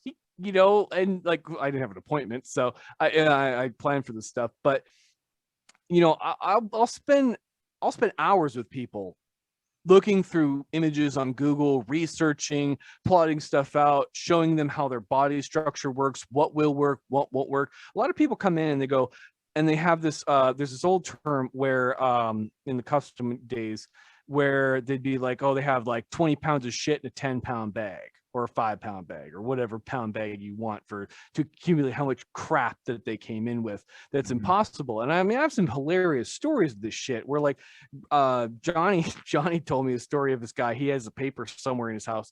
He wrote the whole thing down. He's his most it's the most insane shit I've ever heard. And this guy was like, he wanted a back, he wanted a piece. Sorry, he wanted it should have been a back piece, but he wanted a piece with like a skull, and it's got its eyes, but the eyes are like both eyes are serpents, and then they're like holding gems, and inside the gems there's like the reflection of a fire in a house, and then inside of that there's like this person screaming, and then inside of that person's eyes there's another dragon, and then they're like fighting each other, and then inside of that it's his kids and his wife, and they're like high-fiving each other, and you're like, what are you talking about? Like, you couldn't make this a billboard and make this visible. Like, that doesn't even make sense. And yeah, it's hilarious. But that's the thing, is that like that comes in all the time, like stuff that's just so ridiculously unrealistic. But because people have, our brains are holographic, in our minds we see things holographically, where they're not even three-dimensional space. They're sort of like this fourth or fifth dimensional space, especially in that case. That's fifth dimensional space thinking, where the guy he's seeing in 3D, but he's also seeing like this movie played out in 4 and 5 dimensions, where he's thinking like backwards and forwards while going forwards in the 3D dimension. You know what I Mhm. mean? Like Yeah. it's ridiculous. Like there's so many different things, and a lot of people will describe images to us in a holographic, like fourth dimensional space, where it's from the front angle, but also the back. I remember Johnny had this problem where he had taken down all these notes from this lady. And he said, yeah, that sounds doable, whatever, because he could imagine it in his head. And he went and he kept drawing it, and he spent like days and days and days and weeks and weeks and weeks or whatever it was, drawing this thing over and over and over, and it just didn't work. It didn't make sense. And he realized at one point that he was like, this lady's trying to get me to draw this from the front back angle. Like you can't you can't make a two-dimensional drawing Yeah. from the front back. You can't see it from two angles. You can't see it from over here and over here at the same time. And she wanted all of this weird, bizarre stuff that just wasn't going to happen. But in both his and her mind, they saw it that way. And that's Rob Carter who quoted the holographic thing. I'll give him credit for that for sure. Yeah, he was like, well, people see things in their holographic mind. And I'd always described it in this fourth dimensional space, and people hadn't really understood what I was saying. But that hologram where you see it from both perspectives, like everybody can do that. Like you should be able to think about, like, you know, any image you can imagine, a flower or a person standing, and in your mind you should be able to think like of what that person looks from in front and behind, kind of at the same time. You should be able to kind of just, whether you Yeah. In your head. Yeah. you know what it looks like from behind and back, but you can't do that with your eyes, and you can't do that with a picture, but in your Yeah. head you can. And so people come up with these crazy complex fourth, fifth, sixth dimensional concepts, you know. Do you ever And handle that by using like both sides of the body? you can, yes, you actually can do that. I did an experiment where I had someone who came up with a fourth, fifth, sixth, something insane dimensional concept, whatever. However, I honestly don't know how like people like to define those things. I've heard so much, banter on it, but Yeah. I had a kid who I was working on who I never got to finish. He was a Dragon Ball Z piece, and he had Goku fighting Vegeta on his back. And then in the background, we were planning on doing like Cell and like Trunks fighting, I want to say, for people who like that lore. I don't know the names, but I'm they're rolling. just heroes. Good. They're just fantasy heroes, basically. Yes. Characters, and they're flying in the air. They're like know the fighting. show. I just don't know the characters. So yeah, it's just epic fantasy characters is effectively what it is. Yep. So these dudes, he's fighting with his sword and he's fighting this guy in the air, and then you're seeing like this epic combat in the front. And then when he turns around, what I was starting to do was on his sides, you actually had all these ruined buildings, because like that's the whole thing. They're like these godlike characters that are like destroying, all the terrain around them. Yeah. And not caring about the people. And so I was like, well, we'll put two buildings on the side, or a crater and a building or whatever. And then we'll have it so like as you spin, the buildings like warp and then warp around. So no matter what angle you're looking at it from, they all make sense. And then from the chest and the back piece, you see these two guys on the forefront fighting, and then when you turn around and you see the other two guys on the lower side, and then when you turn around, they can never see those two guys ever because of the arm and everything. And then as you turn the body, the other two guys are in the background again, and then these guys are in the foreground. Make sense? Yeah. It's a weird concept, but it actually works. So that was the first iteration of it. Oh, so to answer the 1, 2, and 3, that's actually the fourth wave of concepts and tattoos that I've discovered. So the first one is your general flash, right? Second one is custom artwork, which is generally something not else on that too. Custom. I mean, it's traced. Wouldn't like old school, like literally like the tribal tattoos, wouldn't that be first wave? And so like your flash. Well, and this is just me talking about American culture. Yeah. I mean, well, like so you could curious. try to define this stuff as like a paleontologist or anthropology or whatever it is. I'm terrible at these words. You could look at it that way. Like tribal was the first thing, and then like maybe your second wave of tribal was like fantasy tribal, which took place in like what is it, like West Russia, Finland area, where they're doing fantasy characters and tribal stuff. Mm-hmm. That's the first time that people have seen that happen. And you have all these different cultures around the world doing doing basic black. And then the Japanese culture was, as far as I know, was the first ones to actually really get color. And then like early American stuff was color.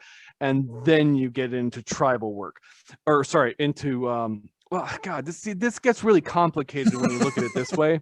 Yeah. Because, okay, so in like the 1750s, Suikoden, or the water margin in English, was translated into Japanese from Chinese. I don't know how to say the Chinese word very well. I'm going to try. But that direct translation is the water margin, or heroes of the water marsh is another way of translating it. That was translated into a book called Suikoden, which means the same thing effectively. And Suikoden was huge. Like it blew up in Japan, okay? The book was just amazing. And people were like, oh my God, so cool. And it was big fad, 1750s, if I remember correctly. I could be wrong, but it was about that era. I know it was about that era. And so it blows up. There's an artist there. He's like, oh man, I love this book. I'm so inspired. I'm going to draw all of the characters. So he draws all 108 characters from the book, which made the book really unique, because what the hell book has 108 characters? Do you know how hard it is to keep track of that? Yeah. I'm reading through the Water Marsh right now. It's 4-book series. It's really freaking difficult to keep track of all the characters. Liu Dao's shit, just saying. My favorite.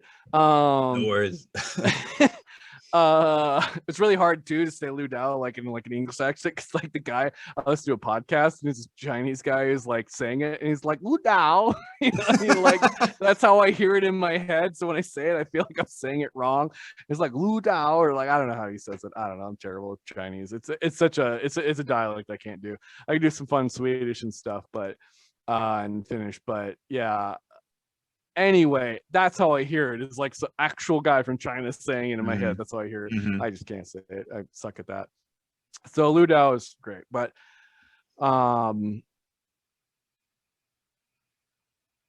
So the Heroes of the Water Marsh, big deal. China, bam, 1750s, 80s, whatever. Like everybody loves it. So he illustrates the whole book because I mean, legit, it's a pretty good book. It's a little fucked up, but it's a pretty good book.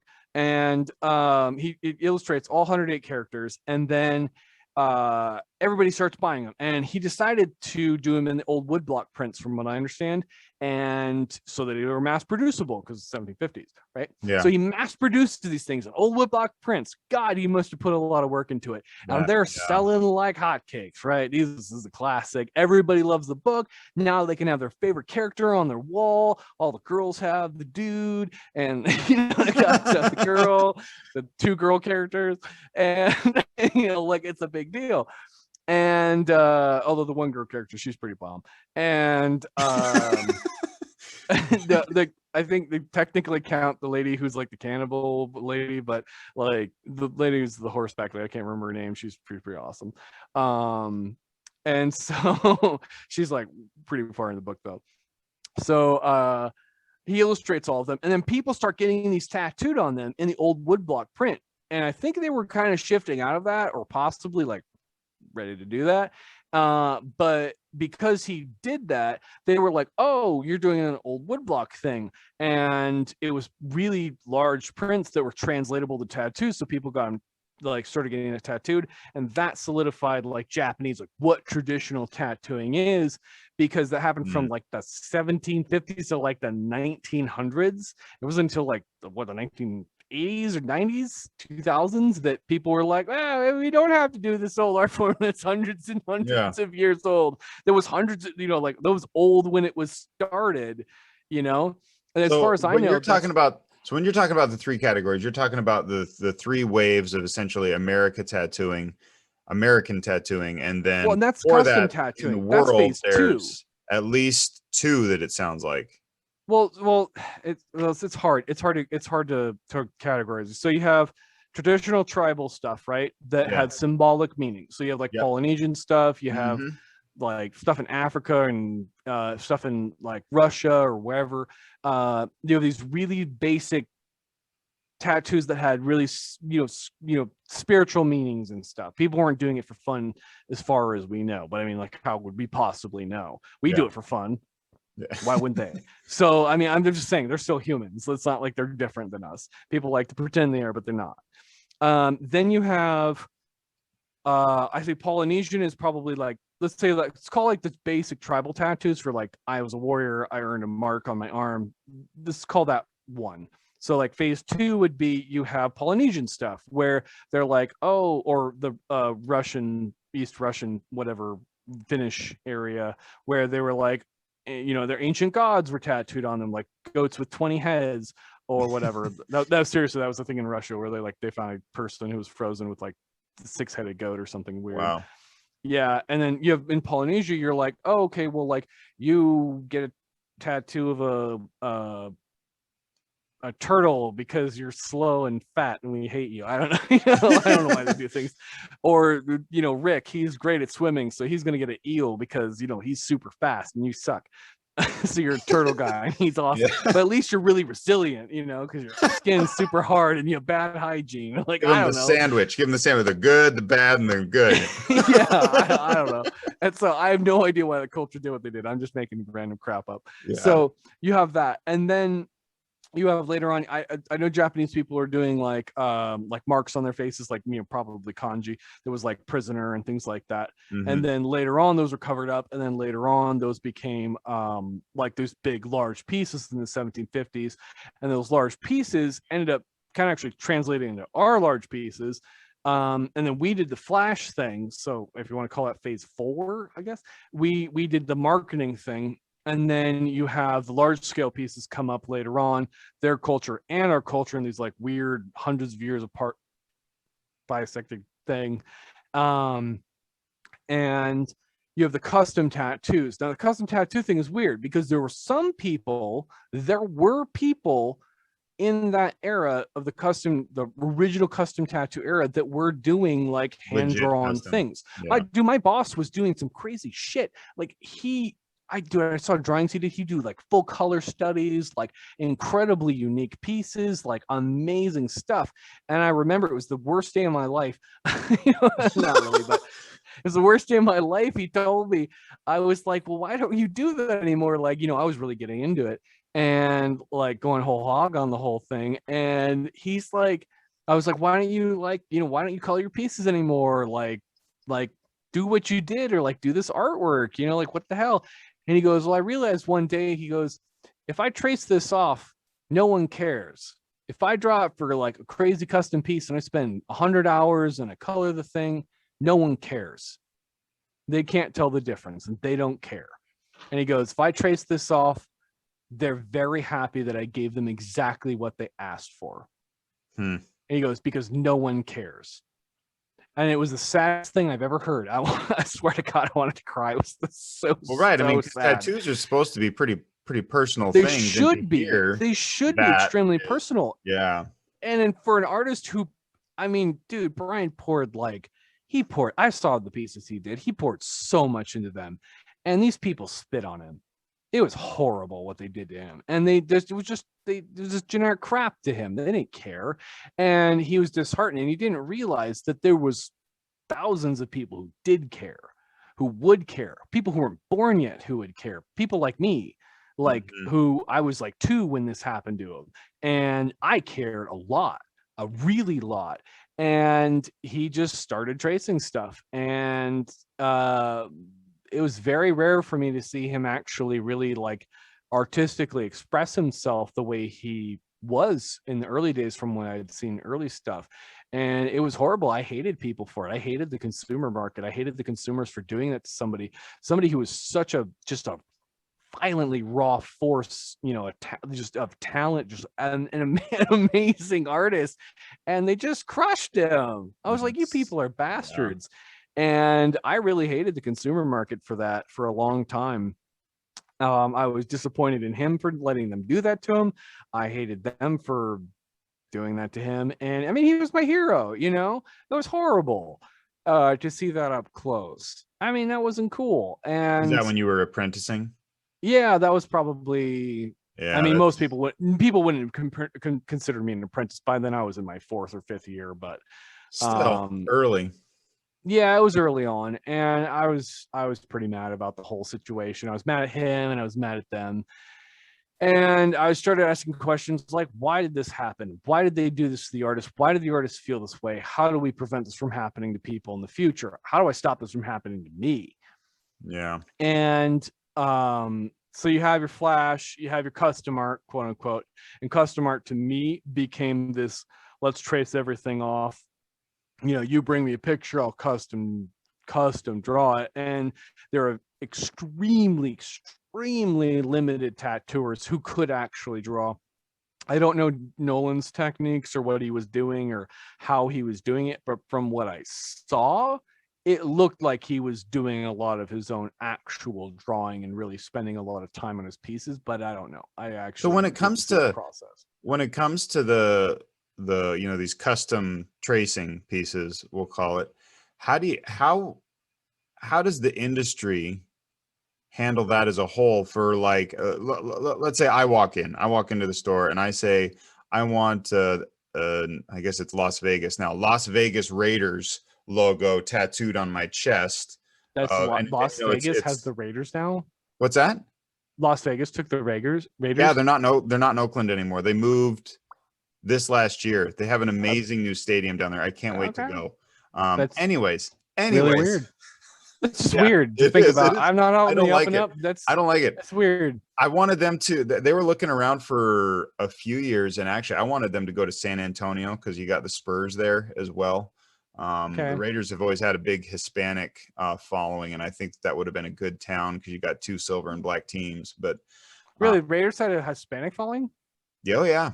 Well, they've got a really big, because they're big in Oakland, but then they went down to Los Angeles, and for a long time there wasn't many West. They always felt like me to like this like weird amorphous team that like if you didn't have a team, that was your team. And like almost everyone I know, and like we grew up in Montana, Raiders were the thing, like most people like the Raiders here. Because the Raiders were that they were like the only like West Coast team for a long time. And so like before the Seahawks moved in, like before the Seahawks were Yeah. even a thing, there was the Raiders. And so that's why they're so big on the West Coast. Okay. And there's a lot of Hispanic culture on the West Coast.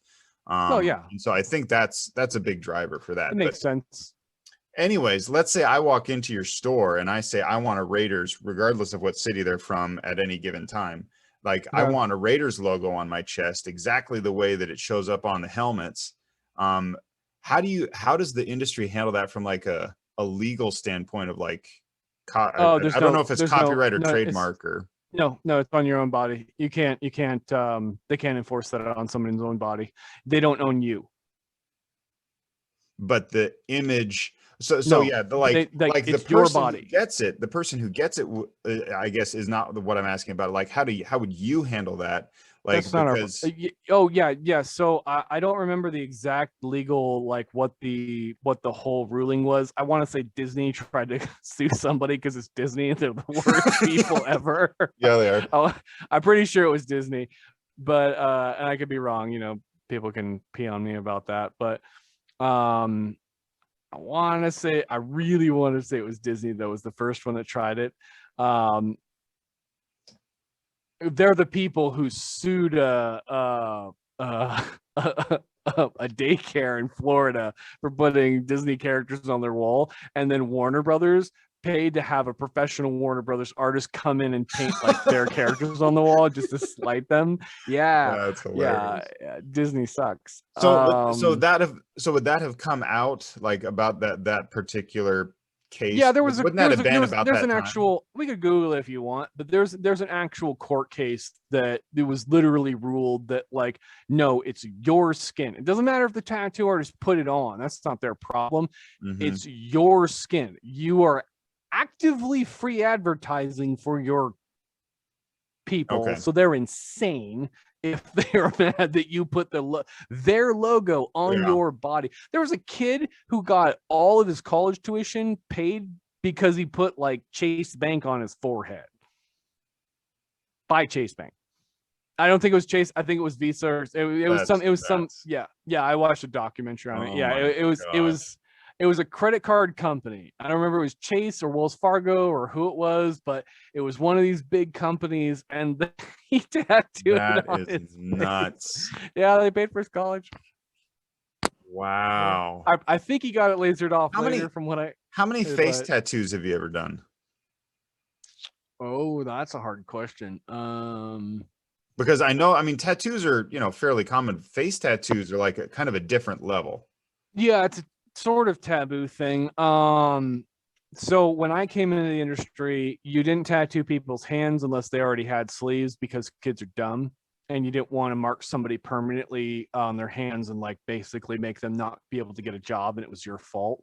You don't want them to come back and shoot you over it because they're dumb. It's Hmm. like their fault, but they're gonna blame you, and you don't want to get stabbed or shot over something stupid. And like we dealt with people like that.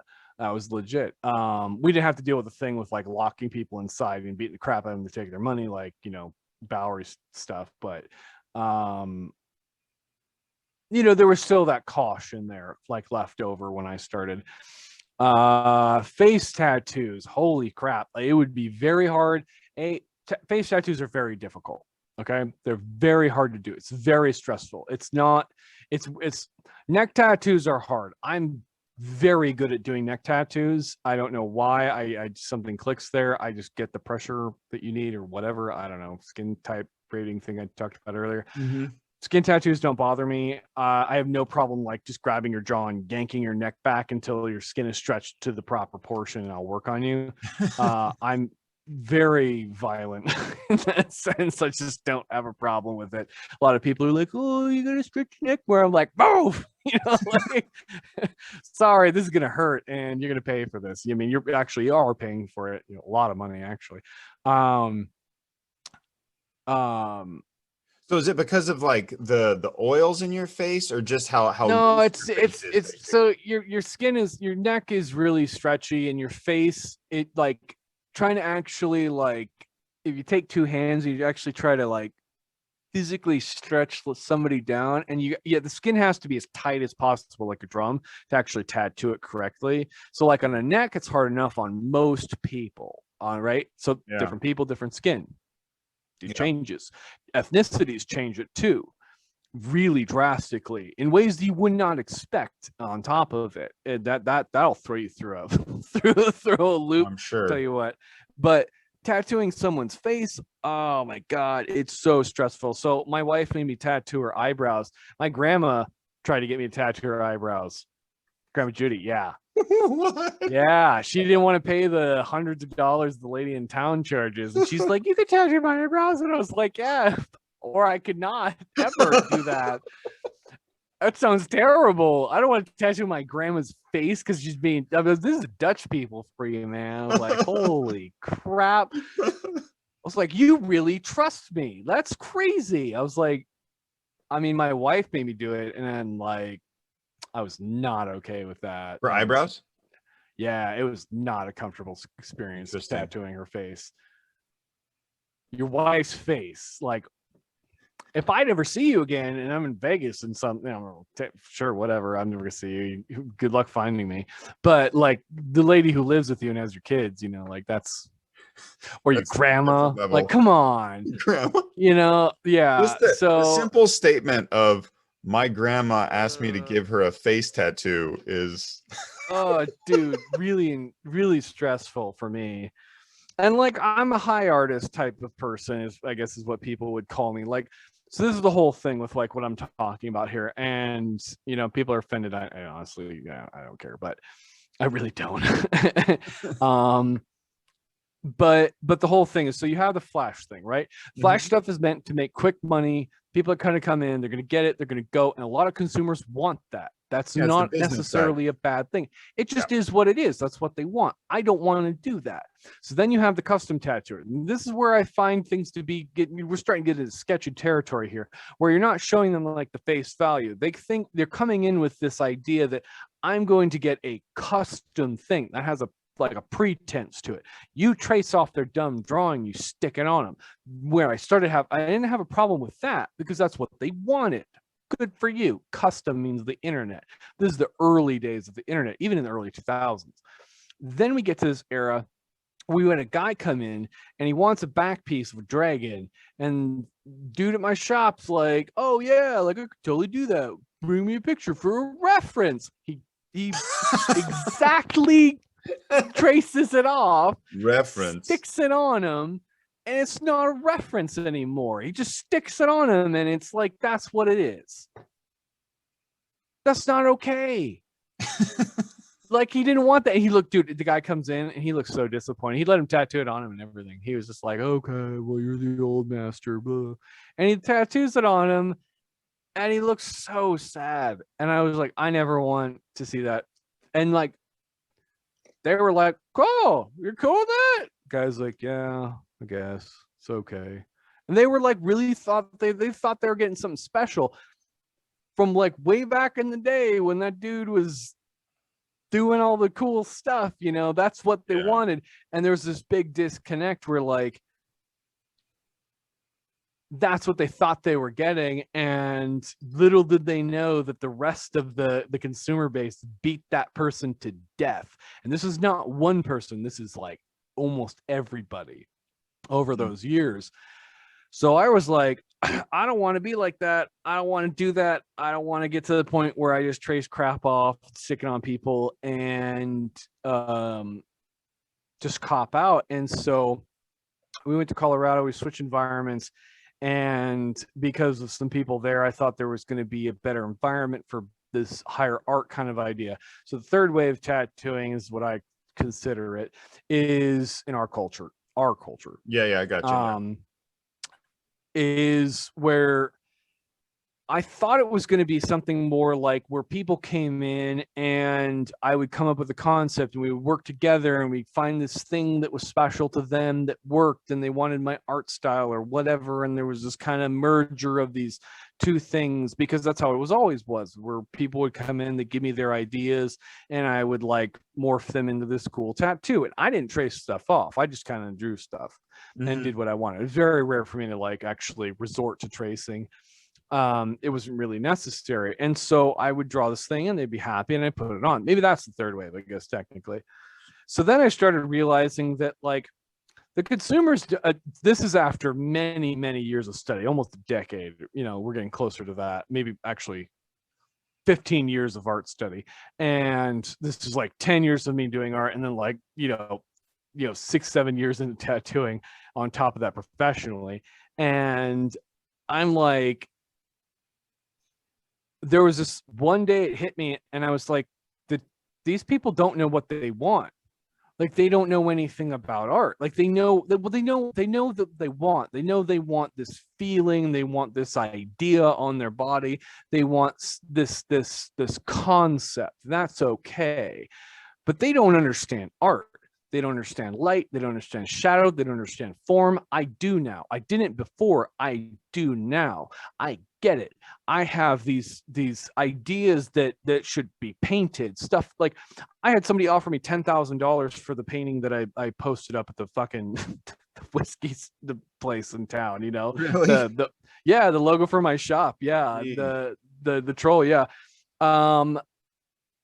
and I'm like, that's my logo for my shop. I'm not selling it to you because I need that like on a business level. Like I'm not going to sell you my logo. Like, what are you talking about? Like, no, I'm not giving you legal rights. I could have wrote some paperwork up for it that I still have legal rights to it. Blah, blah. It wasn't even a finished painting. I still didn't finish it. I still haven't finished it. I've been lazy about it. I got bored, typical artist. But I got offered a lot of money for some of those paintings. And there was something that started to click where it was kind of like, I can make artwork 10,000 times better than a non-trained person. Why would a non-trained person? And there was all these tattooers are always complaining about how like they could make these crazy things and this is how it should be and that's how it should be. And they don't get that like the consumer is not a trained artist. You are. And the consumer does not get that they are not a trained artist. It's not like reading a book. Everyone knows how to read. They don't necessarily know how to write a book, but they know how to read. They know the structures of a story. They're told stories their whole lives. They watch movies, and this doesn't mean their opinions are that great, but like there's at least something there. But none of these people know how to draw. They don't know how to do art. And then you have the tattoo industry beating on them, being like, you don't know shit. Like you can't tell us about this industry. And it's like there's so many possibilities that like people haven't even begun to consider in the tattoo medium.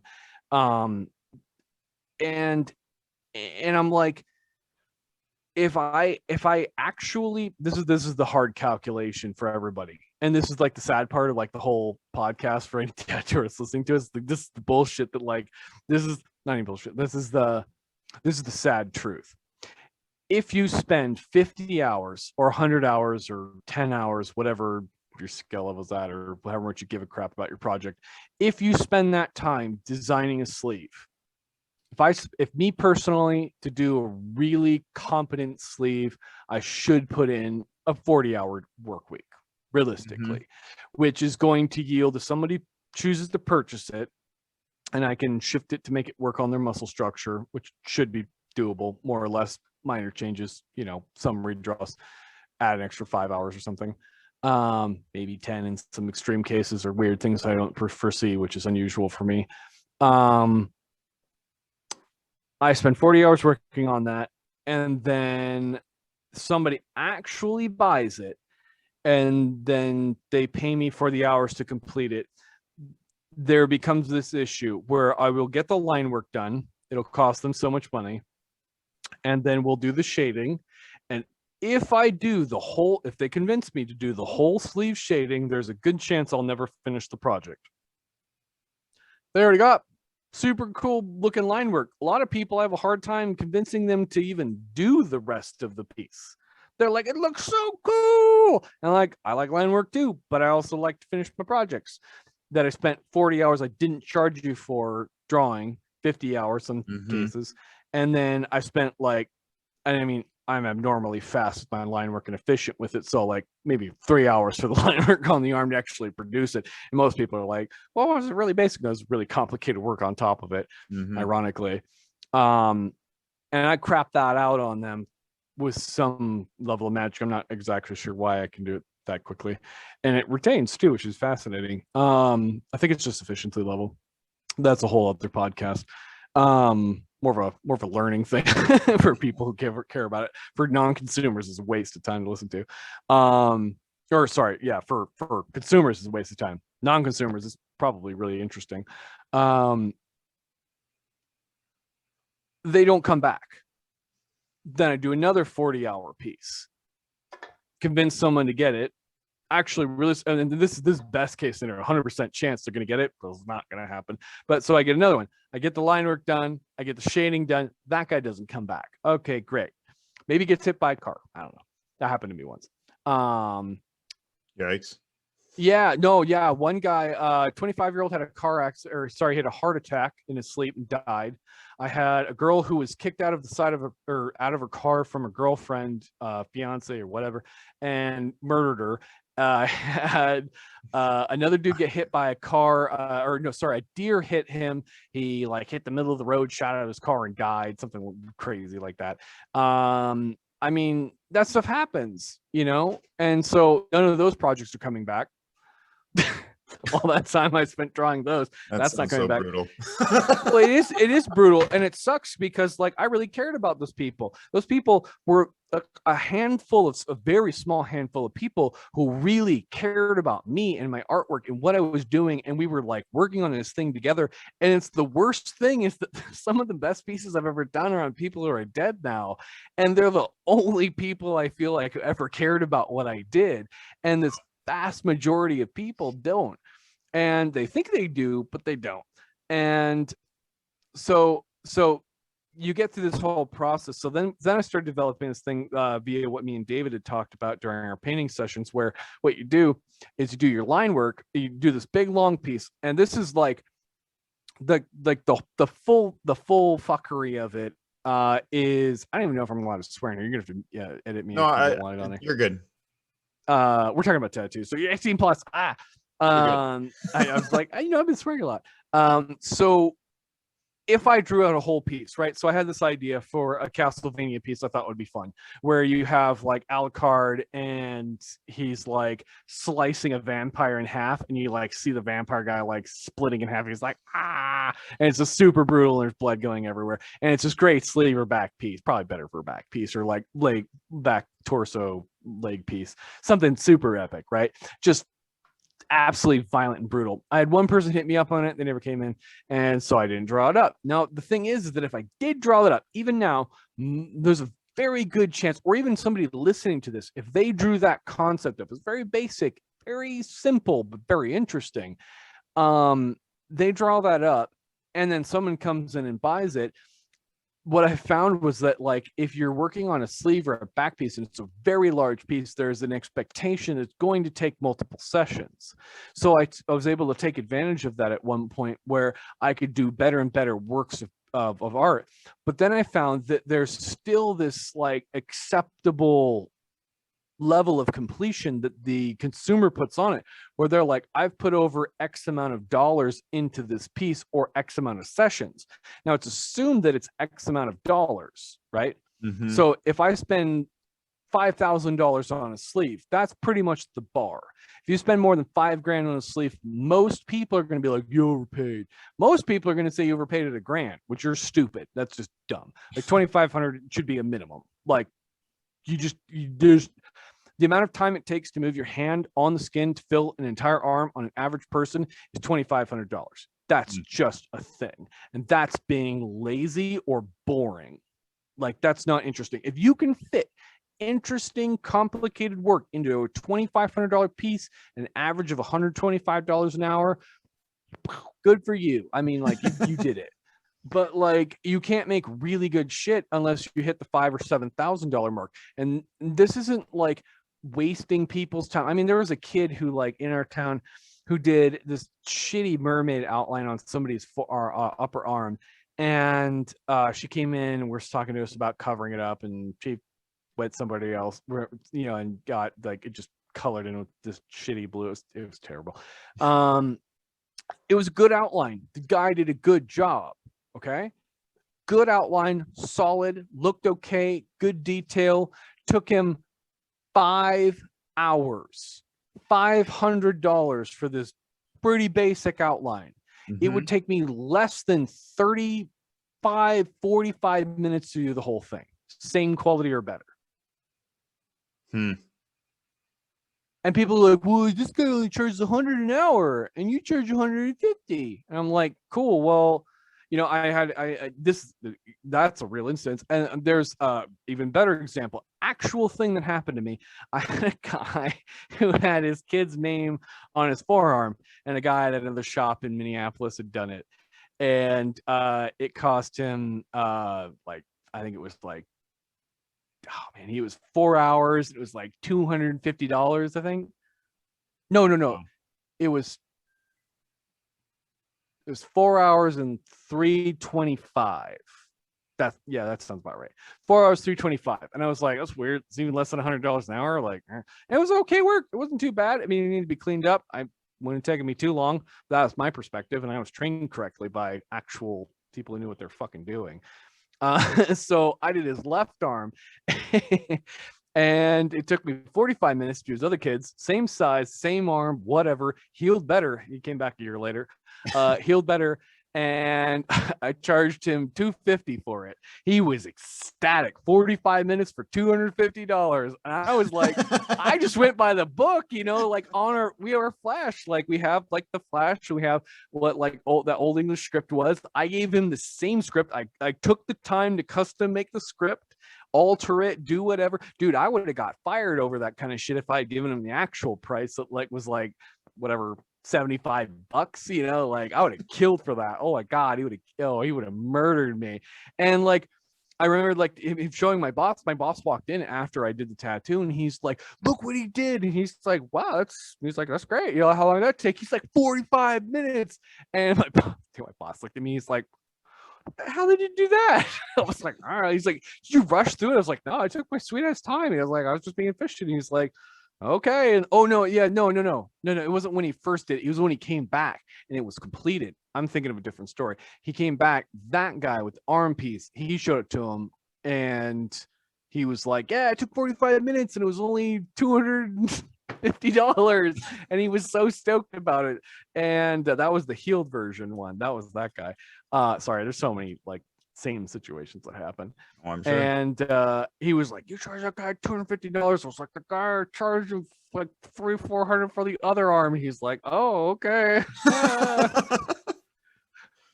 It's like, good job. He's like, you got a discount. Whoa, don't give people discounts like that. I was like, okay, that happened a lot. There's a bunch of situations.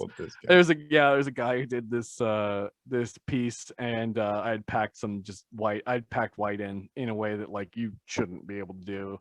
And this guy came in and he's complaining to my boss, telling him I did a shitty job and he wanted his money back. And he's like, how much you pay for that? And I just charged him for the hour. I shouldn't have, but I did. I charged him directly for the hour. And my boss is like, yeah, you paid about half of for that. And I can't pack white that good. And he's like, what? And he's like, I've been doing this for as long as he's been alive. And that's unrealistic in one session. So you should take that and just go away. Like, he's like, and then I come in and he's like, how the hell did you pack the white like that? I was like, I don't know. He could have scared. What do you want? So are you still doing any tattoos now? Like just like onesie twosies for people, or is that something that's kind of? No, I haven't done anything since they shut my shop down last year. I just haven't felt like it. Just have not felt like it. They shut my shop down. Rob stabbed me in the back instead of that other dude, and I lost the whole business, and I owe people lots of money, and I got really mad about it. And my consumers, like everywhere I go, they don't care. They really don't. Like very rarely. That's the thing. Like some people who know me, if they ever see this, like they'll be like, "What? Care?" It's like, okay, yeah, you care. You're like 1 in 20,000 people or whatever, Mhm. that I've tattooed over the last 12 years. I'm like, there's a handful of people who really let me like do something that mattered. Like Tyler, he let me do a chest piece for him that was like really mattered to me personally a lot, actually, and he let me just kind of go on it, and I think it worked for him.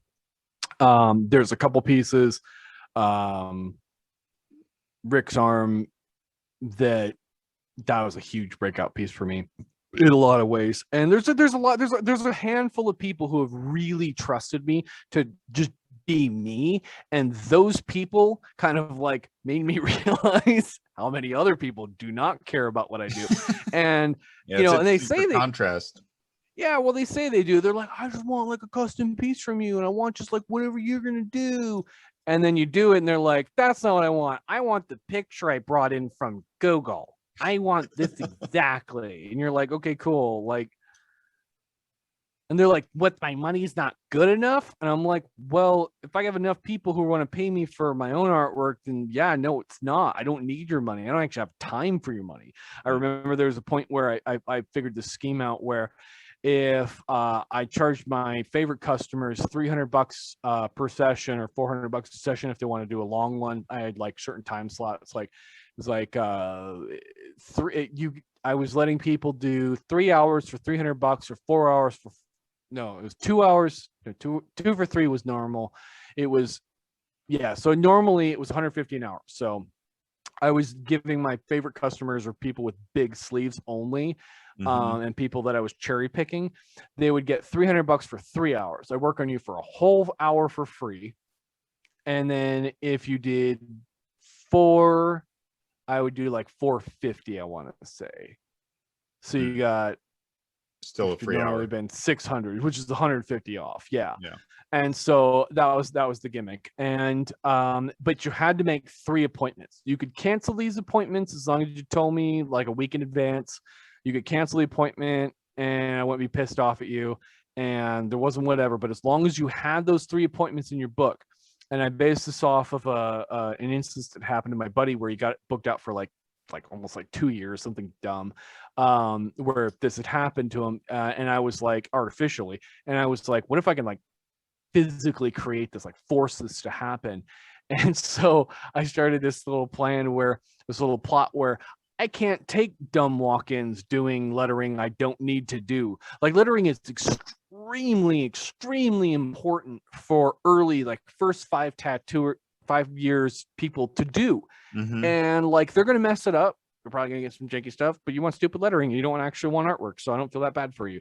But like it's really important. I've had to cover up so much lettering, it's ridiculous. So like I don't care.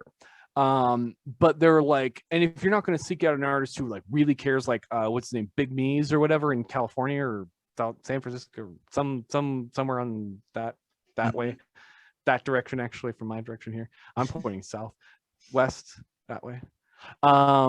Yep. If you're not going to go to somebody like that whose like whole career revolves around, I mean, god damn, this guy, he's like a typographist, is that how I say it? Typography master. Typographer? Yeah, typographer. Yeah. This dude is insane. And like absolutely, like this dude is the kind of guy who makes like new fonts and whatever. And like I could have a whole career just selling stuff on Word or for that format or people's signs or whatever, like a truly like in his own way, like a very similar like to those old masters that did the crazy scrolly letters and stuff. Interesting. And he does it on skin. Like I really respect his work. It's amazing. And I'm like, if you want to go that route and get that stuff, like go to someone like that or go to someone who wants to be like that, support that guy. But like when you come in and you see me I'm actually oil painting on the other side of the counter because I need to do something artistic and not kill myself from doing flash. And you see me doing an oil painting of trolls, floating in space and lightning coming out of Then their eyes. then you realize that's what your Why are passion you is, asking? and you should be asking for that instead of lettering. Yeah, why are you asking me to do that? You know, like I got I got in trouble. Well, I didn't get in trouble, but I got bitched at one point from one of the more senior artists to me earlier on in my career, because he had to take all the tribal and I wasn't taking it, and that was considered like a first year, second year kind of thing, and he was like 5 in or whatever, and he was all mad, and he's like, well, Joel doesn't have anything in his portfolio, this isn't fair. And I'm like, you don't have to put it in your portfolio. Like, your portfolio advertises what you want to do, not what you're capable of. And he's all like, it's still not fair. And I was like, I'm not putting tribal in there. Like, I'll quit over it. Like, you could fire me and I'll be done with my apprenticeship and I'll move to Montana early. Like, I don't care. Like, what are you going to do? Like, oh no, I get to go home. You know, like, over something that's stupid. And my boss would never have done that. That'd be retarded. But, you know, he tried to make a big stink about it. And I'm like, take it out of your portfolio. Don't be dumb. But he didn't want to because he knew it was good money. No, it's also terrible, but you know, and so that was a whole thing. Well, we are well past 2 hours, so yeah, we're at 2 hours and 27 minutes on my counter. Yeah, I think we're good. So thank you. This has been really interesting to hear you talk about tattoos. This is obviously your world. So thanks for sharing. I'm sure I'll have you on again at some point. We can talk about something else, or do one of those talk about video games podcasts. What? Talk about something else there. Yeah. But anyways, I'm assuming you don't do too much social media, especially around tattoos anymore. No, I don't do anything. Okay. No, I don't want to be promoted at all. I looked at your Under the Bridge Tattoo Twitter account. You should check the the email or the website that you have linked to that one, because it's not tattoos anymore. It's something Asian. It's bizarre. But anyways, yeah, I don't have anything connected up to that stuff anymore. That stuff like pretty much died with the whole COVID thing. I just started disconnecting everything. I don't even know why it's even open. All right. Yeah, because I don't have much to share either as far as social media. So no, I mean, like, I don't want to or care to be promoted. If I did, I would have done it a long time ago. I mean, there's this guy tattooed his hand, and he was in the city, and this guy, where did you get that hand tattoo from? He's like, oh, you know, up north, like an hour. He's like, there's no way someone that close could do that. And like, I wouldn't know about it. And I was like, I literally did not promote myself at all. I don't care. I really don't. I was very specifically fishing for very specific consumers who wanted a very specific product from me, and mass marketing doesn't work for what I wanted to do. Definitely. And I don't know, at this point I'm completely discouraged from it. Like, tattooing sounds terrible. It's a medium where people don't want what I want. They don't want my type of artwork, or not even my style, but like the approach to it. They don't want to actually put in the effort it takes to do a multi-layered painting style thing, which I didn't even get into. But like a really, really something that is like, this is probably gonna look about the same for 50, 60 years. I'm pretty confident that that's very doable at this point without much of a hassle. Just based on the layering system tests I've done over these decade or so. But yeah, I don't know. I'm more into animation at this point. Okay. Well, that's my ramble. No worries. My angry art ramble. They're like, this art guy, he's crazy. I was like, yeah, I probably am. We'll talk about animation sometime then. Do it that way. Yeah. But anyways, you have a good night, and thanks for being on, and we'll talk to you later. Hey, dude. Adhocracy.